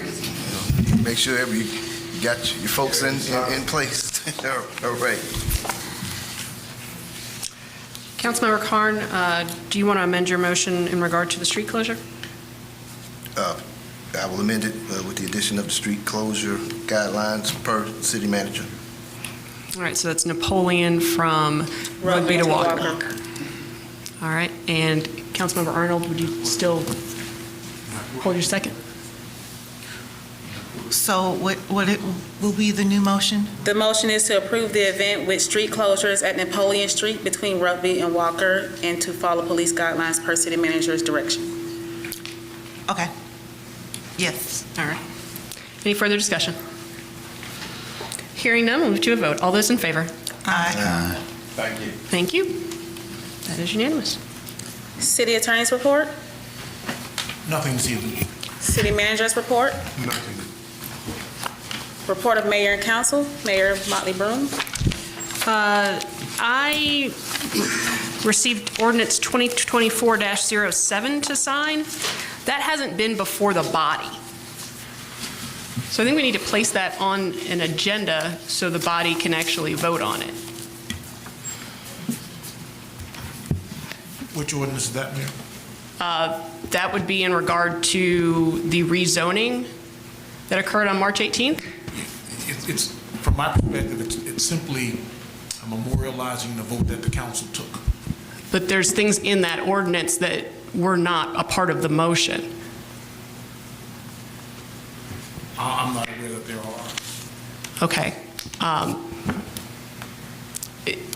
Without the council having seen it and voting on it, I do not feel I have the authority to sign it because it includes a list of conditions that I don't know the council has seen.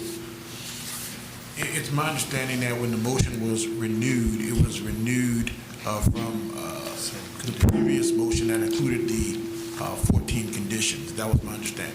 And that whole process complied with the Zoning Procedures Act in your estimation, Mr. Denmark? Yes, ma'am. Under the zoning procedures law and Supreme Court precedent interpreting it, a governing body need only have one public hearing in a continuous zoning matter. And what made this one continuous? For the record, I mean, I cite from the case of City of Cumming versus Realty Development Corporation. It's a Georgia Supreme Court case decided in 1997 where the Georgia Supreme Court considered whether or not you had to have multiple hearings in a zoning matter that spanned over a period of time. And the Supreme Court, under the pen of Justice Benham, opined, we conclude that what the statute requires is one hearing during a continuous course of a zoning matter before the local government. And what's the site on that? I'm sorry, it's 268 Georgia 461. And so. And what was the period of time that they were considering their zoning? I'm sorry? What was the period of time that they were considering their zoning? It was a matter of weeks. Not 7 months? No, it was not 7 months. Had they taken a vote?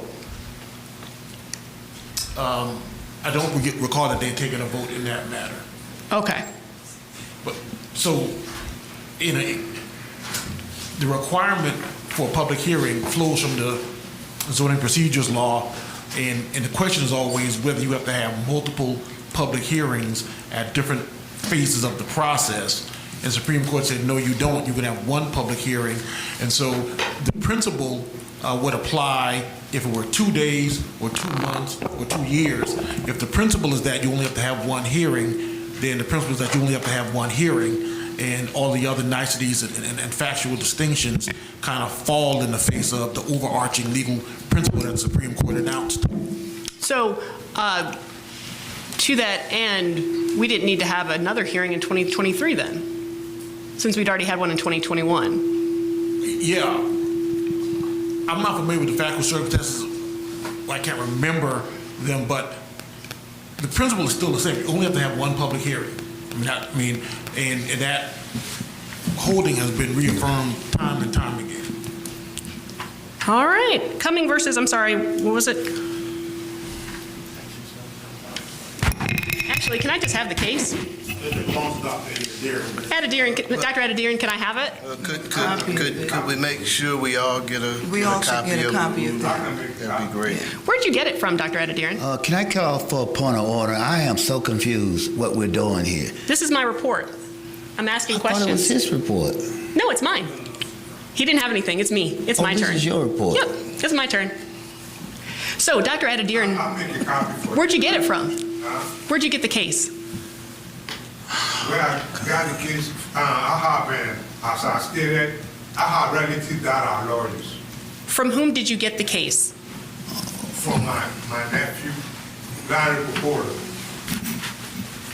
So you're seeking legal counsel from this, for the city from your nephew? Can we, you know, I mean, I can talk to my relatives. Dr. Ed, Yes, sir. no, hold on. This is my report, and we're having a conversation. Yes, ma'am. Yes, sir. And I am happy for you to have conversations with your relatives. I find it a little unusual that you would get case law from your relatives to support something along these lines. And so, so you're, and I'm sorry, what is his name again? Larry Porter. Can you, Larry, how do you spell that last name? L-A-N-R-E, and last name, my mom's maiden name, P-O-P-O-O-L-A. P-O. P-O-P-O-O-L-A. Okay. And he's an attorney licensed in the state of Georgia? No, in Washington, D.C. He practiced out of Washington, D.C.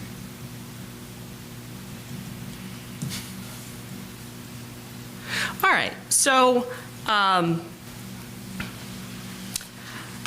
need to. And he's my first cousin. He's your first cousin? Yes. Okay. I have lawyers and doctors in the family.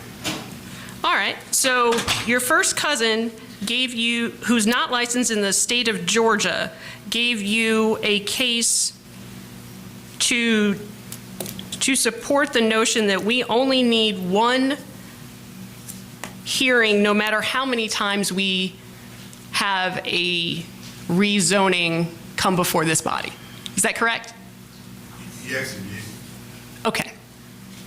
We were talking and it came up. His parents live right here in Roswell. I'm sorry? His parents live right here in Roswell. His parents live in Roswell. Yes. Okay, did they help as well? Did they help as well? Do they help as far as what? And I mean, did they help you find the case law as well? The parents don't, like I said, you were asking about Georgia, and it's in and out of here all the time. I'm just, it's a point of reference that my cousin's parents, he retired from the United Nations as a chief advisor for president, and he's in and out of Georgia here. The parents retired and they live in Roswell, Georgia. Okay. So he's in and out of here all the time. Okay. And we were just talking and we, talking about different issues. And he just had the case law, so he just gave it to you? Mama was with him this past weekend and we were talking and he made a copy and sent it to me. Okay, well, excellent. I'm going to take a 5-minute break, and in that time, I hope you'll make some copies so we can all take a look. Sure. We'll be back. Can you make it 10 minutes? Sure. Thank you. Sure, we'll do 10 minutes. Do we not have to vote on that? I have made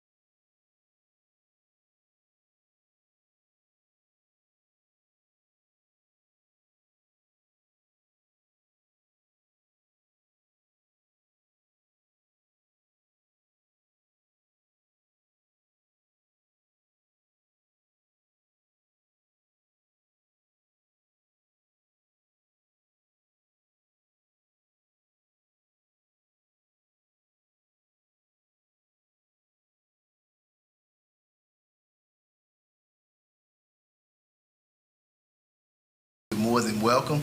We have a redundancy and contingency in place with the Mayor Pro Tem. If you need to take care of something, we have competent staff to make the copies to make sure we get them before the end of the meeting. So with that, I would recommend that we continue with the Mayor Pro Tem.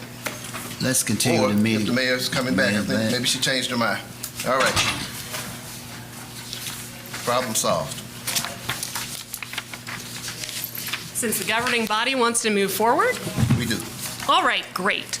So I've got the City of Cumming versus Realty Development Corporation.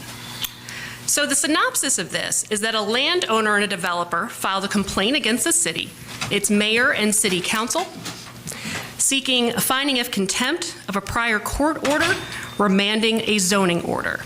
The Superior Court of Forsyth County entered an order finding the rezoning of the particular property unconstitutional and finding city and officials in willful contempt of a prior order, and a discretionary appeal was granted. The Supreme Court, Justice Benham, held that evidence supported finding willful contempt of a prior order requiring the city to reconsider the zoning application, and the sanction requiring the payment of $200 per day into the court registry pending compliance was appropriate civil contempt sanction. And the award of attorney's fees was punitive and was not an appropriate civil contempt sanction. And the zoning procedures law required the city to conduct a public hearing after the trial court remanded for rezoning. Mr. Denmark, have you had the opportunity to review this case? It's a case that's submitted. I'm sorry? It's a case that's submitted. Okay.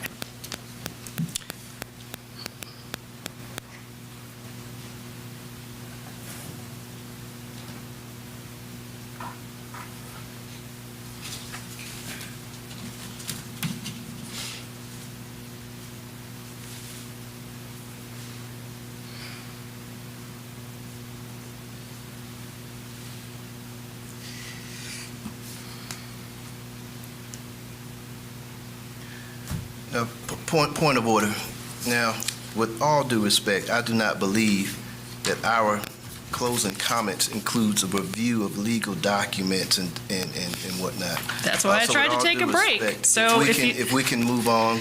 There is no public time comments, limit. I would appreciate There is it. no time limit on my Yes, my remarks. But there's what's appropriate for public comments for your remarks. Okay. I believe. If All we're right. going to review and go over a document, let's put it on the workshop.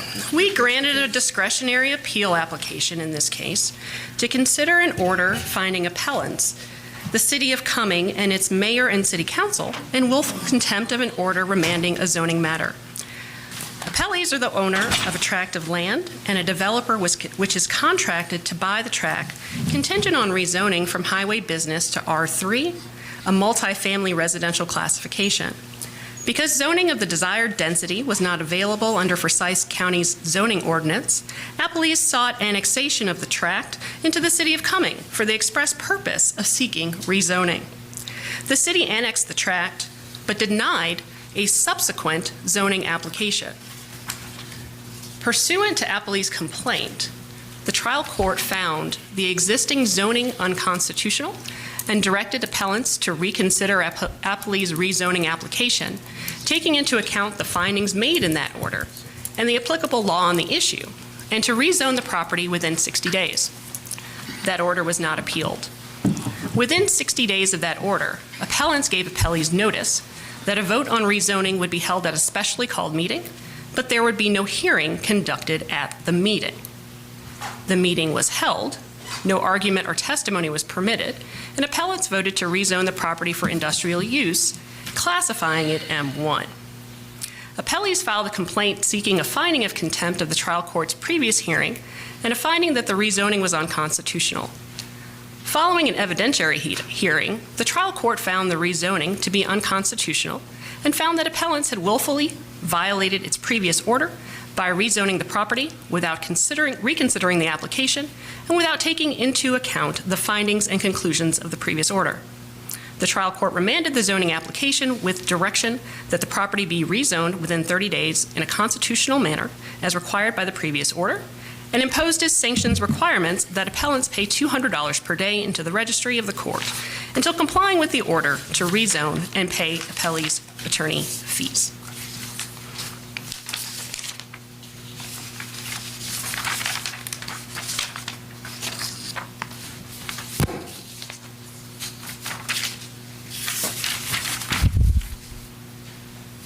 Under the interpretation of the Supreme Court of Georgia, the statute requires one hearing due to the continuous course of a zoning matter before the local government. And so, sounds like someone's streaming the meeting too in here. For instance, a local government might conduct a hearing as the first step in the process, then table the matter until a transcript is prepared, then have a meeting, but not a hearing at which a vote would be taken. So we've already taken a vote on it, because that happened in 2023. But I understand where you're coming from, and I appreciate the case. Thank you so much. Not yet. I'll make sure you get a copy. Oh, Jesus. Dr. Adediran, can you give us some insight into I've had a number of people asking about the status of the bridge. What bridge, ma'am? The bridge over Camp Creek. The last dialogue I had was between, I believe it was from Prime Engineering and GDOT and CM Matthews. Yeah, and it's some issues going on with CM Matthews and GDOT as to the wells, that's been put on the bridge itself in Alabama. That was the last correspondence that I had. So do we have an expectation as to when it will actually be installed? Do I have a what? An expectation as to when the bridge will actually be installed? No, not until the issue is resolved between Matthews and GDOT and the company that's doing the wells in Alabama. I can talk to Prime again and see if they have, when issue will be resolved between them. Okay, so I think the last update that we had gotten in the strategic performance report was that we were looking at June. That was before the city engineer was terminated. But have there been any updates since then? Yeah, the last update I had was, I would say, I had to check my email, but I think probably four weeks ago that the issue was going on between Matthews, GDOT, and the fabrication company in Alabama. I can check. I'll be more than glad to forward you the correspondence. But I believe what's going on right now probably will be, it might be beyond June before it's completed. Okay. Yes. All right. Thank you for that. I appreciate the update. Want to definitely thank our airport partners. Had a great opportunity to connect with the general manager of the airport and just continue to solidify the bond between our city and the airport, because it is an important partner to have, as parts of the airport actually sit within our city limits. And so always a good time to sit down with B and his team and learn more about the great things that are going on at our airport. And part of the modular installation of Concourse D is occurring right now, or actually in about 10 days. So it's somewhat similar to our bridge in that some of the additions to Concourse D are actually happening off-site, and then they're going to occur as in one piece. So it's a very exciting time at Hartsfield-Jackson Atlanta International Airport, and it's good to always get the updates. Want to thank Councilmember Karn for his initiative and the Healthy Looks Good on You campaign. It's a great program, and I want to thank our entire excuse me.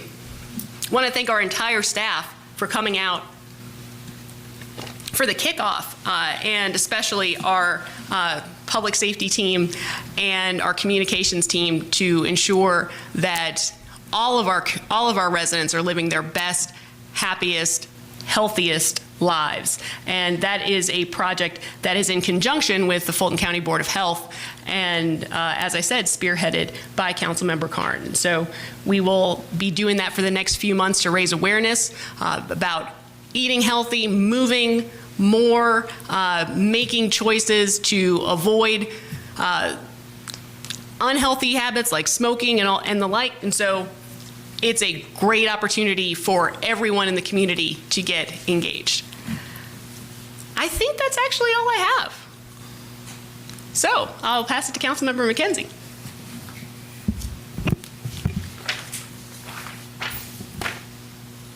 Thank you, Mayor. Good evening, everyone. This is my second report for Ward 1 for the month of April. And I think on my first report, we talked about it being April Fool's Day. Well, April is also National Poetry Month. And in honor of National Poetry Month, I wrote a poem for all of us. And my poem is, now I'm going to get really prolific now, y'all. Just get ready for this one. Okay, y'all ready? Roses are red, violets are blue, College Park is beautiful, and so are you. That's my poem.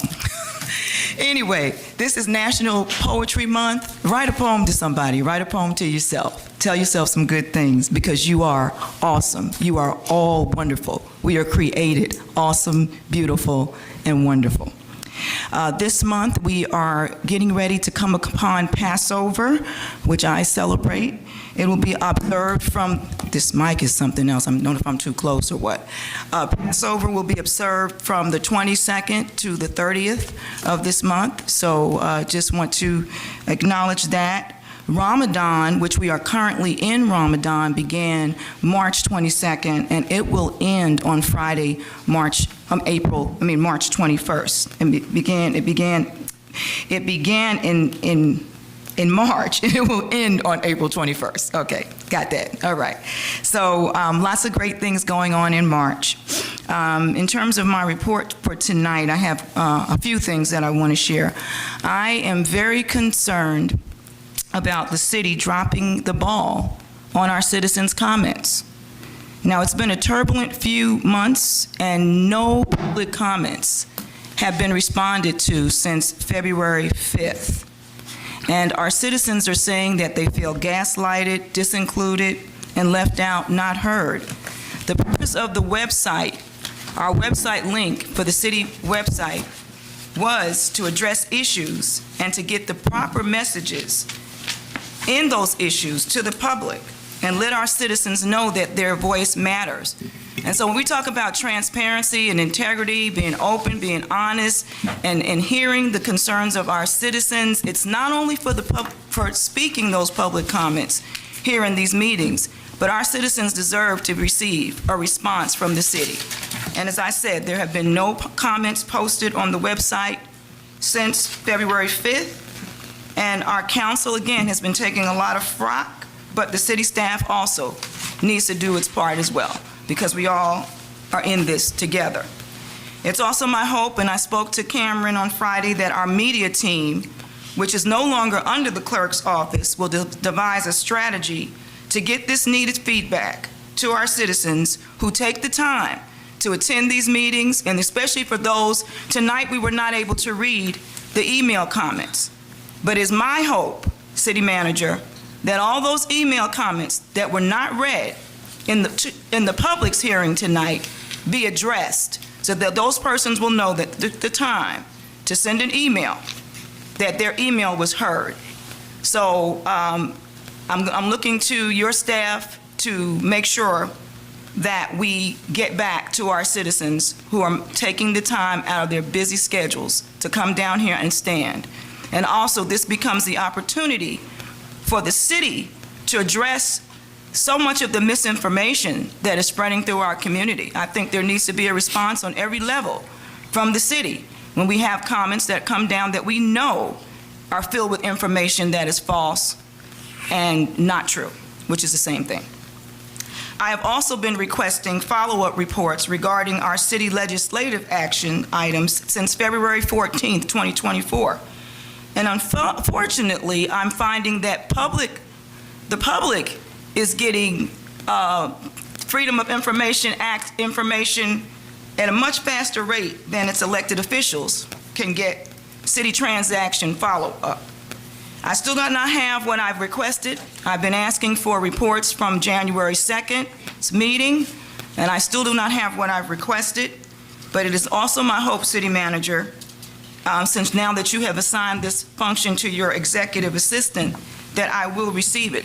Mr. Denmark, I do have a question, because I was under the impression that according to Section 2101 and Section 2102 of our City Charter Code of Ordinances, that the city clerk was the keeper of all city records and oversees records management for the entire city. And I will read what this says in Section 2101 under definitions, where it says that the city clerk is responsible for this. It says that records management means the application of management techniques to the creation, utilization, maintenance, retention, preservation, disposal of records undertaken to reduce costs, improve efficiency of record keeping. Record management includes management of filing and microfilming equipment and supplies, filing and information, retrieval systems, files, correspondence, reports and forms, management, historical documentation, micrographs. The city clerk shall be designated as the records management officer, whose duty shall consist of the following: establishing and maintaining an active and continuing program for the economical and effective management of records, creating and implementing procedures and regulations for efficient and effective records management, assisting each department in the implementation of a program of records management, conducting training in records management to designees of departments, preserving records of continuing value, removing records not in common and current use from the office space to city facilities, storage facilities, and removing other records upon the expiration of their day-to-day utilities in the office. So it is my hope that we get this, this information, and I hope that Melanie will be able to get that information from the clerk or wherever it needs to come from, so that we can have follow-up on our reports. We do have records, by the way. We do not create new records. I wasn't asking for new records. I was simply asking City Manager for a listing of all the action items that the city had. City Clerk, please let's not interrupt anyone with this. No, we are not going to lie on the clerk's office. We respectfully provide the documents. Hold on. If you want a listing, wait, hold on, Madam. have assistance for that. Ms. Ames. This is not what you're going to do. Everybody. Do not lie on the clerk's office. Ms. Ames. Just her. She was trying to speak. She spoke and she lied. I was speaking. She spoke and she lied. I was speaking. Hold on. You talk to her like that? Hold on. So I'm going to talk to her like that. Hold on. You would not lie on us. We gave you what you wanted. I have it not was not in the format that you wanted. I have not But we gave you what you wanted. Ms. Ames, we're going to take a break. I don't care if they vote for it or not. We're not taking a break. We're taking a break. We're going to continue. There's no. Do not lie in our office. Period. We're taking a break. Come on. I will continue. You got to do it. Talk about gaslighting, but she is the gaslighter. And I said it for the fucking record. All right, Mayor Pro Tem, you want to continue? So I'm going to continue with my report. Okay, thank you very much. And so I simply read to you from the charter what the charter says about the responsibilities of the city clerk's office. And I simply responded to you regarding the emails that I have been sending. And my last series of emails said that I had not received the information. And if the public would like a copy of the emails, it is Freedom of Information Act information. There's nothing that has been said by this mouth tonight that is not true. Transparency and integrity should exist on every level of this government. Council members cannot make decisions without adequate information, just as the public should also be made aware of what we have been given. I'm also concerned about the attacks against Rose Stewart, the Ignite Resource Center, and the beautiful people who give of their time and talent to serve the members of our community who are in need. In June of 2023, I resigned from the executive directorship of Ignite and removed myself from my affiliation with Ignite. The $50,000 contract between Adulam and the city was replaced with an Ignite Resource Center contract by Rose Stewart, who was the executive director of the organization at that time. Transparency in governance is also defined as the quality of being open and honest. And so I'm going to continue to exercise the qualities of being open and honest in the rest of my remarks, as I've already started with this morning, already. Contrary to the frivolous, fictional complaint that has been filed against me with the Georgia Attorney General's office, which is neither honest or true, without any evidence or supporting documentation, that there was a conditional use permit for United Scrap Metal that this council voted on March 18th, 2024. And lines of the official minutes, lines 1063 through 1067 of the official minutes, there was no discussion from the company on me supporting Ignite, only a desire to connect with them supporting Ignite, only a desire to connect with Ignite for opportunities to engage the community. I do not own Ignite. I did not violate open meetings law by voting in favor of a permit for United Scrap Metal on March 18th. There's no conflict of interest between myself and Ignite. I receive no financial benefit from the current or future Ignite contracts within the city, and Ignite is not under Adulam Ministries. It has been a separate entity of its own since 2023. In terms of some of the things that I've been able to do over the past two weeks, Pratt Industries, I was honored to be able to take a visit to Pratt Industries with Francis Kennedy for our Keep College Park Beautiful. And we were able to look at their recycling process because, as you know, we are looking at moving towards curbside, the possibility of curbside recycling here in the city of College Park. And so we were looking at what that facility can offer us, and even in terms of some of the other, our other recycling needs. Healthy Looks Good on You, which the mayor's already talked about. That was on April 5th, and it was lots of fun. We had residents and employees feeling good about staying healthy. And just in the way of statistics, 85% of the population of the city of College Park has health coverage. 29.5% of our public is on Medicaid, and 5.5% are on Medicare. Now, we still need to address the 15% of the persons in our city who do not have any health insurance coverage at all. But I'm grateful for Councilman Carn championing this program to help our citizens continue to get healthy and stay healthy. On April 6th, I was able to attend an anniversary ladies' prayer breakfast with the Camp Creek Church of Christ, and one of the pillars of our community, Miss Jessie Phillips, along with several ladies from Ward 4 and Ward 1, and I know we don't go by wards, but they were ladies that came from those wards. April 6th, also on that date, I was able to share at the historic College Park golf course. During Ludacris Foundation, they had a drive, putt, and chip at the golf course. And during that time, I was able to connect with Miss Roberta Shields, and we're working on plans to bring golf to more of our local children. So stay tuned for that. That's going to be coming up. Last week, I traveled to New York for my 45th class reunion for high school. I attended Brooklyn Technical High School, where I majored in architectural engineering. Yes, I majored in engineering. May not look like it, but I did. And I was the 5th class of women to attend this, what was once an all-male STEM education institution, which is at this time one of the top 50 high schools in the United States of America. In the way of announcements, I will be hosting a food giveaway with Favor House and Legacy of Glory Ministries on the 18th, which is this week, and that'll be at 3557 Main Street from 1 to 5. We are still looking for volunteers. We've got. I want to say thank you to all those persons who have already volunteered. We'd like more volunteers. We'll be going to giving away a lot of food that day. Please spread the word throughout the community and let the people know that we're going to have some really good, healthy foods. Some people have been asking about the grand opening for Barrett Park.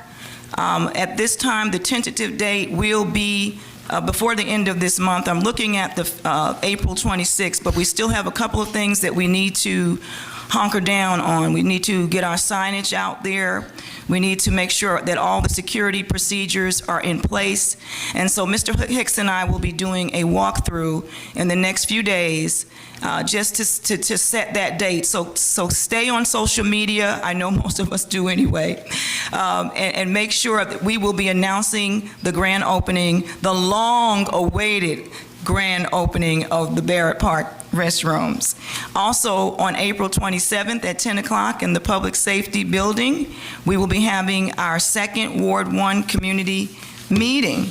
And that is all that I have. Councilmember Carn? All right, thank you. Councilwoman Arnold, I think I'd heard that poetry somewhere before. It sounds familiar, but it was very nice. A couple of things I have. Chief Rogers, I just want to thank you for all the great 911 info. I don't know if some of our residents have seen, there are 2 articles in the AJC just regarding 911 service. It focused around response times, things like this. Obviously, that's a big concern to any city, and we want to make sure we're well within the correct numbers and response times. We are in good response times, solid response times. Obviously, if someone's dialing 911, even the quickest response time is probably not quick enough, I would imagine. So we want to work to bring those seconds down even closer. City Manager, I know we talked about trying to fill as many positions as we can. We have some vacancies. Public safety vacancies is something that kind of plagues all of our cities throughout the state, throughout the country. And I want to make sure you work with the chief to figure out if there's some kind of way we can provide some type of incentive to fill those positions, fill those gaps, in particularly 911. There's some people in our community that don't have kids in parks and recreation, that don't really need a lot of city services per se. But the one time they need city services, and these are tax-paying residents that pay their taxes year in and year out, the one time they may need those city services is when they need to dial 911. And I don't want to see what I've seen in other cities where someone dials that number and is put on hold. I think that is something that's unacceptable for just about any city, but it does happen in surrounding cities. This is something that virtually does not happen in College Park, thank goodness, knock on wood, but we want to tighten up our response time to get as expedient as possible with response, as well as making sure we're covering our residents in their most dire, time of need. A couple other things, and City Manager, I don't know if you could look into this maybe with, I guess our government, I guess with BRCA, perhaps, in our apartment communities in particular. We're working on apartment ordinances. Our apartments are a little below standards, and we have been working steadily. Our multi-family task force meetings have been going well. We're making progress. But I've realized one thing, apparently from the U.S. Postal Service, if a group mailbox is not secure or individual ones are not, the U.S. Postal Service may not deliver it, that mail, or put it in that box. So I guess my question is, what constitutes a mailbox that is unserviceable? So perhaps maybe we could get BRCA to look into that, or just take a look and reach out to the federal agency, the post office, and just get some insight on that. I think that'd be great. A couple other things I want to touch on. The Brady Trail. It's looking a whole lot better. I've seen the repairs going on, the fencing and whatnot, so we're glad to see that happening. There was some talk about some potential lighting along the Brady Trail. And I want us to take a look at it and see if it's feasible. One suggestion I would have, and this is just my suggestion, maybe some type of, I've seen some rechargeable solar lights along some walking trails. And I think that may be something we want to look at in terms of eco-friendly, since we're out in the forest there with the trail, and that's a great walking trail, absolutely. I want you to look into that public comment that I heard about the Social Security numbers or whatever that was. Or we want to find out what that's about. And I think it was, well, if we could just follow up and just find out what that was. That sounded serious. Yeah. And I hope if it's a rumor, we certainly don't want that getting out. But if it is true, we want to make sure, whatever it is, if there's something that we can do. I know Social Security theft and whatnot, that's probably federal stuff. But we've got federal representatives to look at that as well. So I'd like to just follow up to see what that is. IT. The queue system for voting and the public comments, I know we were trying to follow up on that, so I'm assuming we're making progress with that. I know we were hoping to get that in here, so I guess it was still a work in progress. I mean, you don't have to come down. I just want to make sure, City Manager, that we're following up on that, so hopefully we get what we voted for. There were some nodes that they were going to be able to bring in and then bring in further nodes, but I was really expecting we would have the first, the lighted voting system and the public comments piece. I recall getting that in place, so let's just make sure we get on top of that. Let's see, a couple of other things here. Just in general, spring is here, it's warming up. I don't think it's going to get cold again. I was out at the park Saturday as well as Sunday. Michelle, I just want to say, we got some great parks. We got some great services. And there are a lot of cities that don't have the things that we have. I often say some of the amenities we have are world-class and first-class, up to par with major American cities. There are cities around us, like East Point, Riverdale, and Union City, and all these great partners that would kill to have a convention center like we have in our community, an arena and whatnot, and those different amenities. Every city doesn't get a library. We have to be thankful for what we have, and we do pretty well as a city. This budget cycle process is probably one of the most important. As far as I'm concerned, every line item, we're putting our community first and foremost in front of this budget. There isn't $1, as far as I'm concerned, that's going to be spent unless City Manager, our departments are explaining how this expense is going to directly benefit our residents, point blank, period. I see a lot of pressing issues out here in our community. I guess we all see them if you're in and about and in our neighborhoods. We got a lot of issues. And all cities do.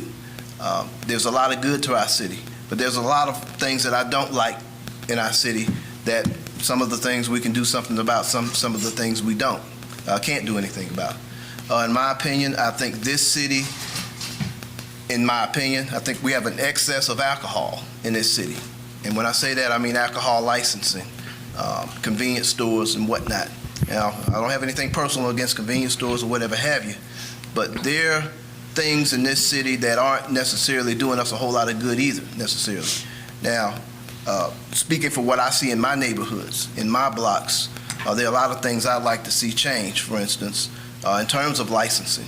Now, me personally, I wouldn't want to see another alcohol license issued in this city unless it's a restaurant or a hotel. But that's just me, and that's what I would like to see. Speaking of things being in compliance or out of compliance, in terms of our liquor stores, City Manager, and I think we touched on this before as well, Winston, we are out of compliance with our charter per the number of liquor store licenses allowed in this city. And that's something that we need to look at. Coming up into the new fiscal year, July 1st, I have spoken to a judge whose name will remain anonymous, local judge within Fulton County, hypothetically about that issue. And our charter does state, in terms of liquor licenses, and these are hard liquor licenses, in other words, liquor stores, so to speak. According to our charter, this city is only allowed to have one liquor store per 5,000 residents. I'm going to say that again. According to the city charter, one liquor store per 5,000 residents and no part thereof. That means this city is approximately 14,000 people. That means, technically speaking, we're only supposed to have 2 liquor licenses allowed in this city. Does that make sense? One per 5,000, and that has to be a whole 5,000. Now, it's my understanding that we have 4 liquor licenses currently in this city. Now, what does that mean? Well, one, if you do the math, that sounds like too many in violation of our charter. Now, legally, city attorney, I want to take a look at what can be done. Now, the judge I had spoken to said, essentially, alcohol licenses are a privilege. They're not necessarily a right to anyone, and we have to disseminate them according to the rules and guidelines that we have established. If we are out of those guidelines, I'd like to see us come up with some type of a solution where we get back into compliance with 2. Now, that may be a tough deal, but that's why we have a city attorney and a team that can figure it out. So if we have to come up with some kind of a system or notice for the next round, next year with licenses where it's going to be a situation where, and again, whatever the solution is, I'd like to see us back in compliance with that. I think that's about all I've got. Yep, that's it for this evening. Thank you all so much. Councilmember Arnold? No comments. Councilmember Gay? Oh, just a couple things. The lady from the dance group, I would just want to kind of figure out what it was you came to talk about. And do you want to come tell us what you came to talk about? Yeah, come on. Come on up. Introduce your name for the... Good day, Council, Mayor, City officials. My name is Jatia Singleton Oshadipe. I am the owner of Main Attraction Dance Studios that sits on Godby Road. As some of you all probably know, I've been there since about 2010, I think, 2010. So I've been a long-time resident of the community. Since 2009, I have been partnering with the City of College Park Parks and Recs, where we are hosting and have been hosting a summer dance camp for the girls in the community, giving them an opportunity to have experiences like a lifetime. For instance, they have the opportunity and have been always having the opportunity to perform halftime for our WNBA or our Atlanta Hawks. We have done that since 2009, right here starting at the Conley Rec Center. Roughly at about 2012, we were kind of pushed out due to other programmings that were in Conley. For instance, it was like conflict with the gymnastics and the cheer, almost like they didn't want us there. So the director at that time, either Keith James or Mr. Anderson, worked out something where they moved us to the Brady. During that time, Brady was a place where people didn't want to go. They were not interested in going down the hill back in the woods. I said, send me there. The girls' parents trust me. They'll come. They'll be there. Send me to Brady, raggedy and all. We didn't have all the amenities that the Tracy White had when they just built it. We didn't have the amenities of Conley. But I was willing to work and still host this camp in the whole. Parents still trusted the program and continued to send their kids down the hole. This year we are it started in 2001 when new leadership took over. We started being phased out. So I started talking to other programming and saying, hey, you've been here since I've been here. Well, you've been here longer than I have been. Why I'm not seeing you again? And they're telling me their stories that their programs were faded out due to new leadership. So when that situation started knocking at my door, I got alarmed and I was prepared to fight for these kids because these parents look forward to this programming. It gives an opportunity. Dance is an investment that lasts a lifetime. My mother started me at 3. I'm now 43. I'm also an educator, but I'm still a dancer. To push the programs almost out, it's unheard of. Last year I was told that you can only have your camp at the end of July. As a mom, to have a camp at the end of July is unrealistic. July, parents are preparing for school. As an educator, we go back July 26th. To host a camp anytime at the end of July is not reasonable for most parents. They're trying to get ready for school, do their last minute traveling, get ready for the school year, not summer camp. This year, I'm being totally told, no, you can't do your dates, which have always been the first 2 to 3 weeks in June since 2009. Now, I'm willing to move. I've moved from Conley. They told me, okay, now you can't get the pool. I came to the council in 2013. They made a vote to continue to allow me to start to pick the kids up from Brady and bring them to Conley. All of a sudden, since the new leadership has taken place, new rules have come down the tunnel. Now, I've been here a long time. I am educated, degrees, and all, so I understand politics. All of a sudden, we can't take those girls that we pushed to the hole. We pushed them to Brady. We were at Conley, next to the pool, next to the auditorium, walking distance from everything. It was a beautiful camp experience for these little girls of City of College Park. All of a sudden, they can't pick us up anymore. These are the same girls of College Park. What is the difference between Conley, Tracy Wyatt's kids, and the Brady kids? What's the difference from the 30337 and 30349? Why can't our girls, after the council has made a decision to move us down there and take care of us, why all of a sudden we're being told no, no, no? But it's not from you all. It's from the new leadership that we have in place. My feelings are hurt because now it's leaving this program that's been around. I'm starting to take it personal because I've been fighting this person and the department, and it's like we're going in circles. The conversation is go see this person, go see that. I've done everything, chain of command. I understand protocol. I followed the rules. And at this point, to say no to these girls in April, when I always start my conversation in November for June. This year, I was told, we'll talk in January. January 7th, I called to follow up, and they were already booked with new programmings. To see the aerospace program on the news this morning, and my program has been implemented way before then, and we work well together, as a matter of fact. I was wondering if we could come up with solutions. Once they moved us to Brady, we worked out with the basketball team because the auditorium was under construction for a while. I've done everything with the city. I've been around so long. We've worked everything out every year. But for the last 3 years, council and city officials, I have been having to fight. And I was going to give up this year, but I was told by some parents that love the program and they understood the value that this program has had to their little girls to fight. And I brought all the parents and kids in here with me tonight, but they had to leave. This, just like rock climbing, this dance program is another program that's being pushed out, phased out by this new heads that we have that kind of came in during the COVID. We hosted our camp here during COVID. We hosted our everything here. We participate in the Black History programs. Just up to recently with the new management, we have not been invited to the Black History programs anymore. We don't get any of the information anymore.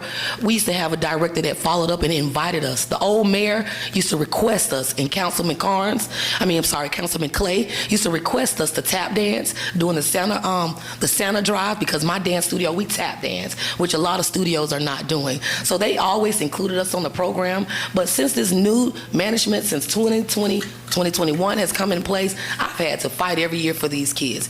This year I'm being just told, no, you can't do anything to July 15th. I have a solution. Like I always tell that person in the department, I don't believe in problems. For kids, we can come up with solutions. The solution is, if you have booked new programmings without consulting with the old ones, can you move us to the auditorium? We'll take the auditorium if we're in your hair. If Conley is too much, you don't want us in there with the gymnasts and the cheerleaders. If Brady is too much, because you've moved the summer program from Conley, down to Brady, so that Conley is all gymnastics now, all cheerleading now. And you want to move the program, no problem. Send us to the auditorium. I have a solution. The kids can still walk to the pool. We won't need the city bus. Even though that person asks for a $2 million insurance policy every year, which I provide, why can't these kids get on the bus? What's the difference? Council, I'm here today to plead to you all to consider the options that have been available. We've always worked with other programmings. We've always had other camps involved, such as the aerospace, such as the basketball, where we created rotations. I don't believe in problems. As an educator, when it comes to kids, there is no problem. Us adults have to come up with the solution. I'm here today to render a solution.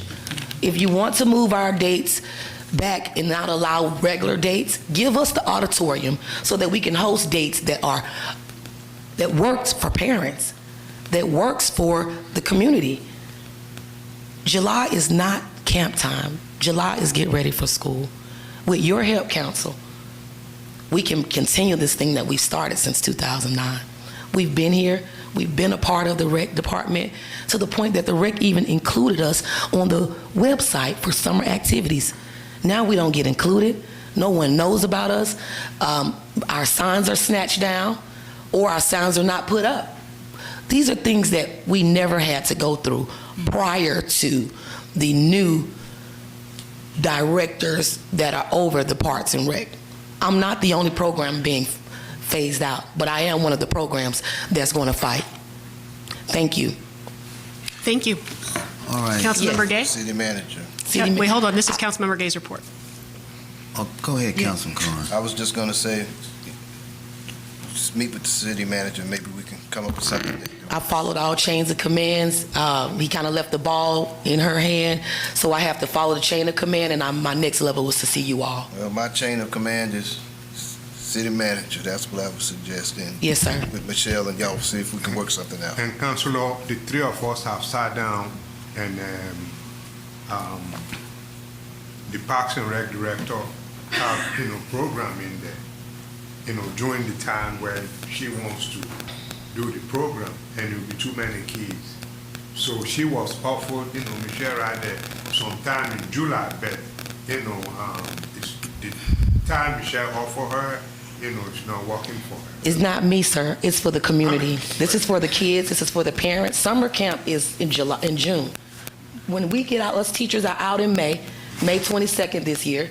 Most parents take that 22nd through the June 1st to get their minds together. Camps start June 3rd. Most camps end July 12th. I'm being told my camp can start July 15th. Can the auditorium work then? Michelle. Can it work? That's what, I can cut our own program to, But these are existing programs that have been already set in place before the new programmings came in. At least a proper communication would have settled all of this earlier. And I'm annoyingly informative, sir. How did we get here? How did we get to this point? If this is an existing program, how did we get to this point? Can somebody provide some clarification? Ms. Johnson? Ms. Johnson, please. New leadership.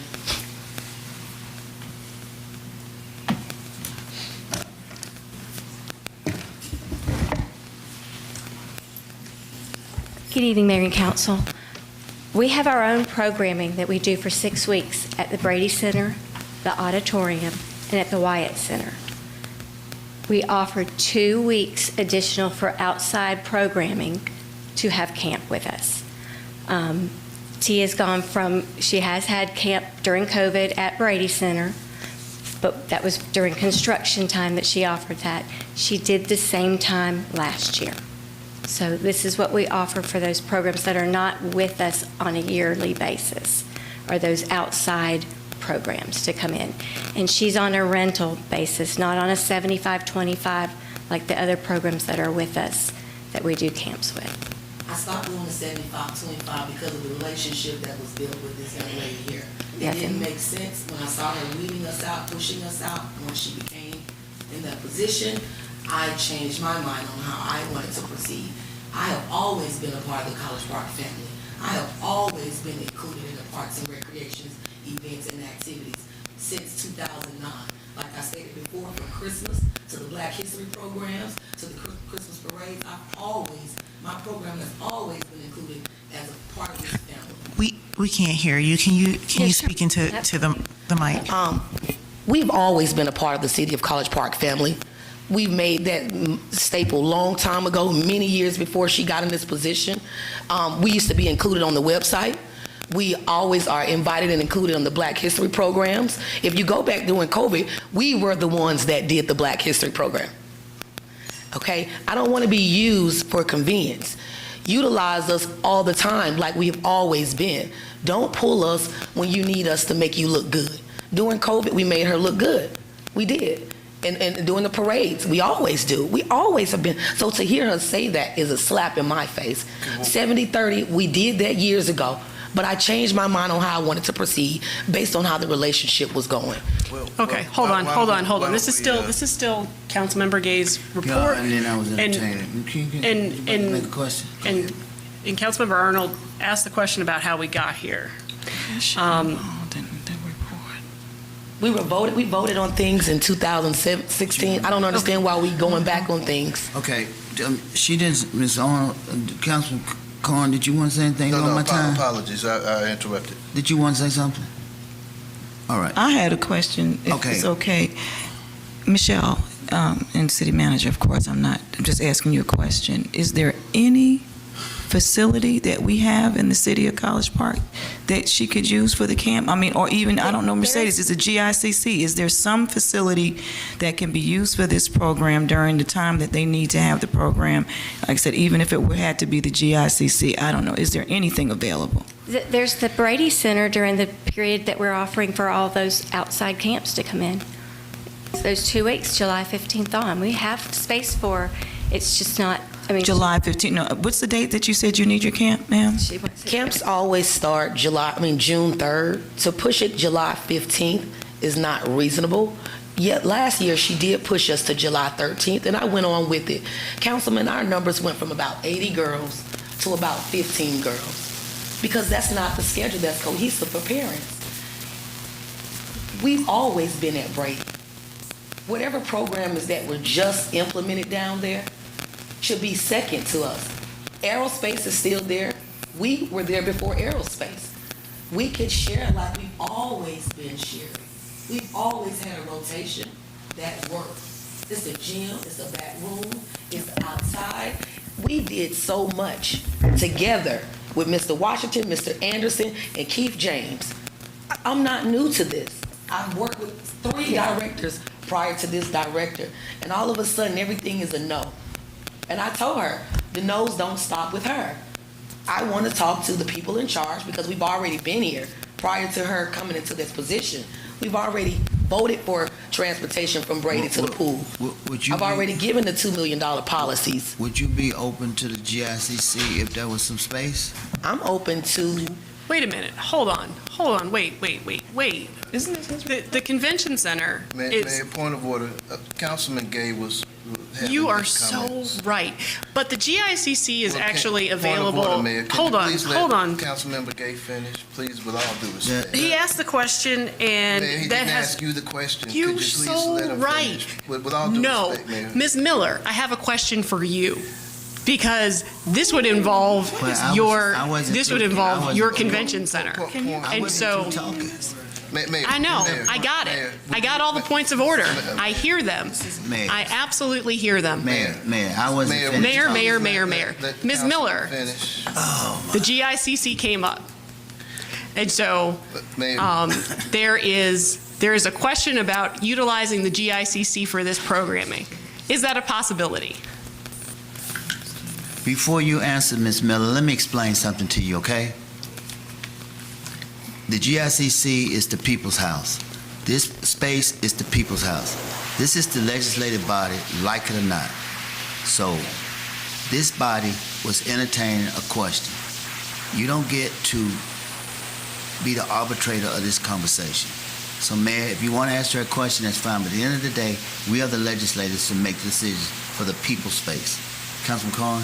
I've got a No, hold on a couple of second. questions. Ms. Miller, my question is, Mayor, my question is, Mayor, I've got a question. Councilmember Gay has the floor. I've got a question to Ms. Miller. Mayor, with all due respect, would you please, Councilmember Carn? and you gave I him the understand. floor. He, So and, please let him and I'm going to ask Ms. Miller the question. Please answer the question, Ms. Miller. Thank you. Ms. Miller. Please, I am the presiding officer, and so I've asked her a question. Please answer the question, and we'll hand it back to Councilmember Gay. Mayor, no, that's not going to work, Mayor. We can't conduct a meeting this way. That's not going to work. Okay. All right. Are you leaving? Well, Mayor, if you don't follow, at least respect the rules and guidelines that we have. That's all I ask. Now, I don't know what it is that you're trying to prove, but you're proving it. You're actually proving it. So, with all due respect, let's try to maintain some decorum. Let the council member speak. You gave him the floor. Let him have his comments. Let him have his back and forth as he wishes. All right. So now that you've had your opportunity, Ms. Miller, can you answer the question? Okay, this body can do whatever they want to do because it's your building, but I wouldn't advise it because once you open the door for that, then what's going to stop the next person and the next person? And as far as I know, we're in the business of renting space. And then who's going to cover the parking? And then I have to have labor there while they're in the building. But again, it's your building, and you can do whatever you like. Councilmember Gay, go back. The floor is yours. I apologize for interrupting and wanted to make sure that Ms. Miller was providing some clarification on the GICC.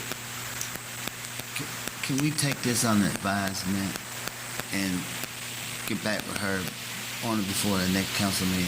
This is your report, so however you'd like to proceed. Joker. Councilmember Gay, I would agree this is the venue to debate this back and forth. I've got a lot of questions. City Manager, perhaps we could set up a meeting with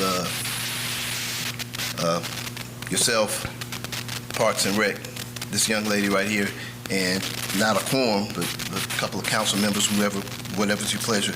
I'd like to get some questions answered. I think there's an issue how this outfit gradually actually became an outside partner over the past 4 years. Right. There are a lot of stuff that we don't need to discuss right here, but we hear you. If there are children that want to participate, obviously we want to accommodate every kid that we can and every program that's a good program in the city. I saw 20-plus kids out here, so obviously I think that's a sign of a good program. I've seen them perform before, so we want to try to make it right and accommodate everybody that we can. I think between the city manager and the staff, we can figure something out that works out for you. We got a lot of buildings, and we can figure out something that may not be the convention center, but I think we can find room and find something that works for your kids and your parents. Yes, sir. Just note, I have spoken and had 2 meetings with the city manager already and Michelle already.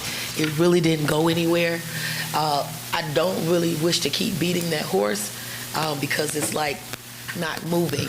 So I would like to move higher to get a solution because time is running out.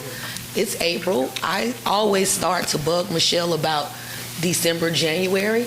This December I was kind of brushed off due to the Christmas festival. So I'm just asking. Okay. Oh, that's what that was. Councilmember Gay, the floor is yours.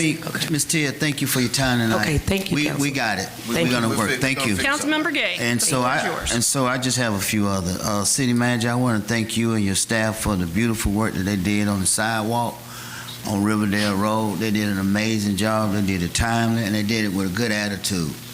And so thank you for your leadership, and thank you for the street crew.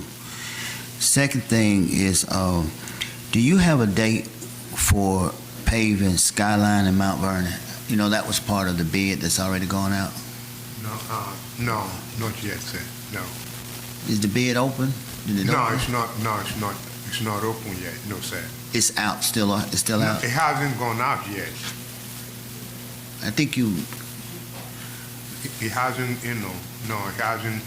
It was just passed. No, not that one.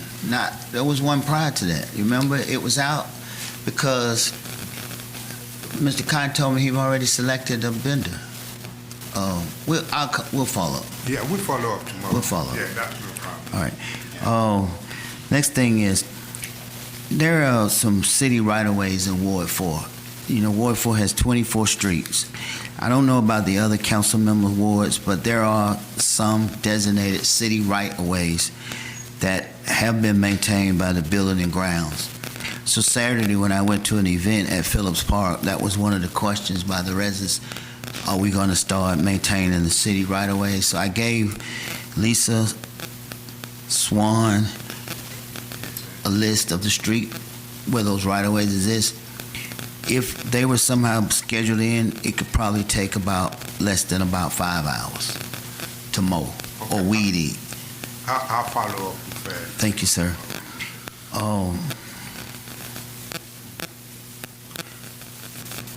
The next thing is, I wasn't asked for any discussion, but I did meet with you and the city manager to talk about a plan of action on putting a halt on auctioning off the delinquent property taxes for 2024. Yes, and hopefully when we meet again this Wednesday, there will be further discussion on how that could be feasible for the city and for the delinquent taxpayer. So this Wednesday, I would like for us to continue that conversation on not auctioning off the delinquent property tax. I understand his comment about uniformity, so I get that. I got a call from the Main Street Board that MARTA is allowing some of the riders who are not headed to the airport to stay in our city. So maybe these are people that may frequent the train back and forth, and they go to the airport to kind of maybe like linger around all day, but because it's the bus situation is kind of curtailing that, so they're staying in College Park. So just maybe want to be aware that activity is starting to increase.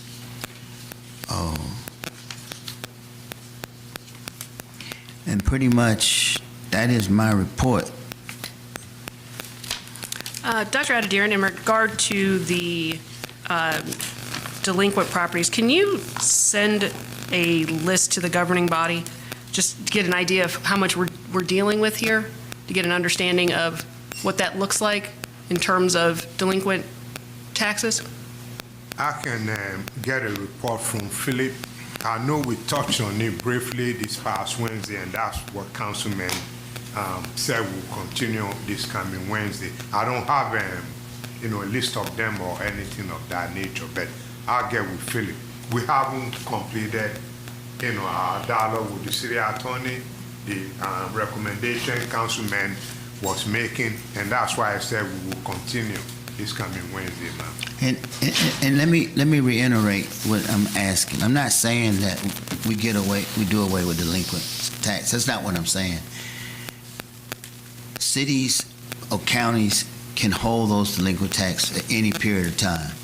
It's been our policy to auction them off in the same tax year. Some cities use third-party collection agencies like Invesco. So Invesco, at the discretion of Dr. Arthur Finlay, he'll direct his assessors to send certain taxes that are delinquent in that tax year. But let's be clear that regardless of them being delinquent, they still follow state law. There's a state law as it relates to penalty and interest. So we held those taxes for 2 years. To redeem those taxes, you still have to pay the interest and penalty that occurred in accordance to state law. The piece I'm trying to prevent is coming down here in City Hall with an auctioneer auctioning the delinquent tax. And let me just tell you a real quick example. So we had a resident, Maddie, who died of cancer. Doug didn't pay her tax. Her tax was approximately $360.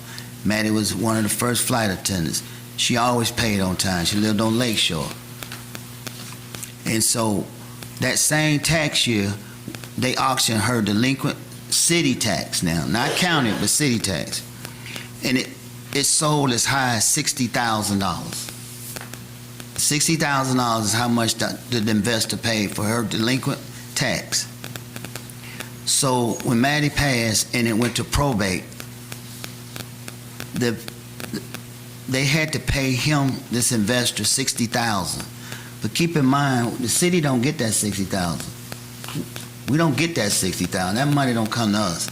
There was no way that the average family could come up with that kind of money. And so you ask yourself, why would somebody pay $60,000 for a delinquent property tax?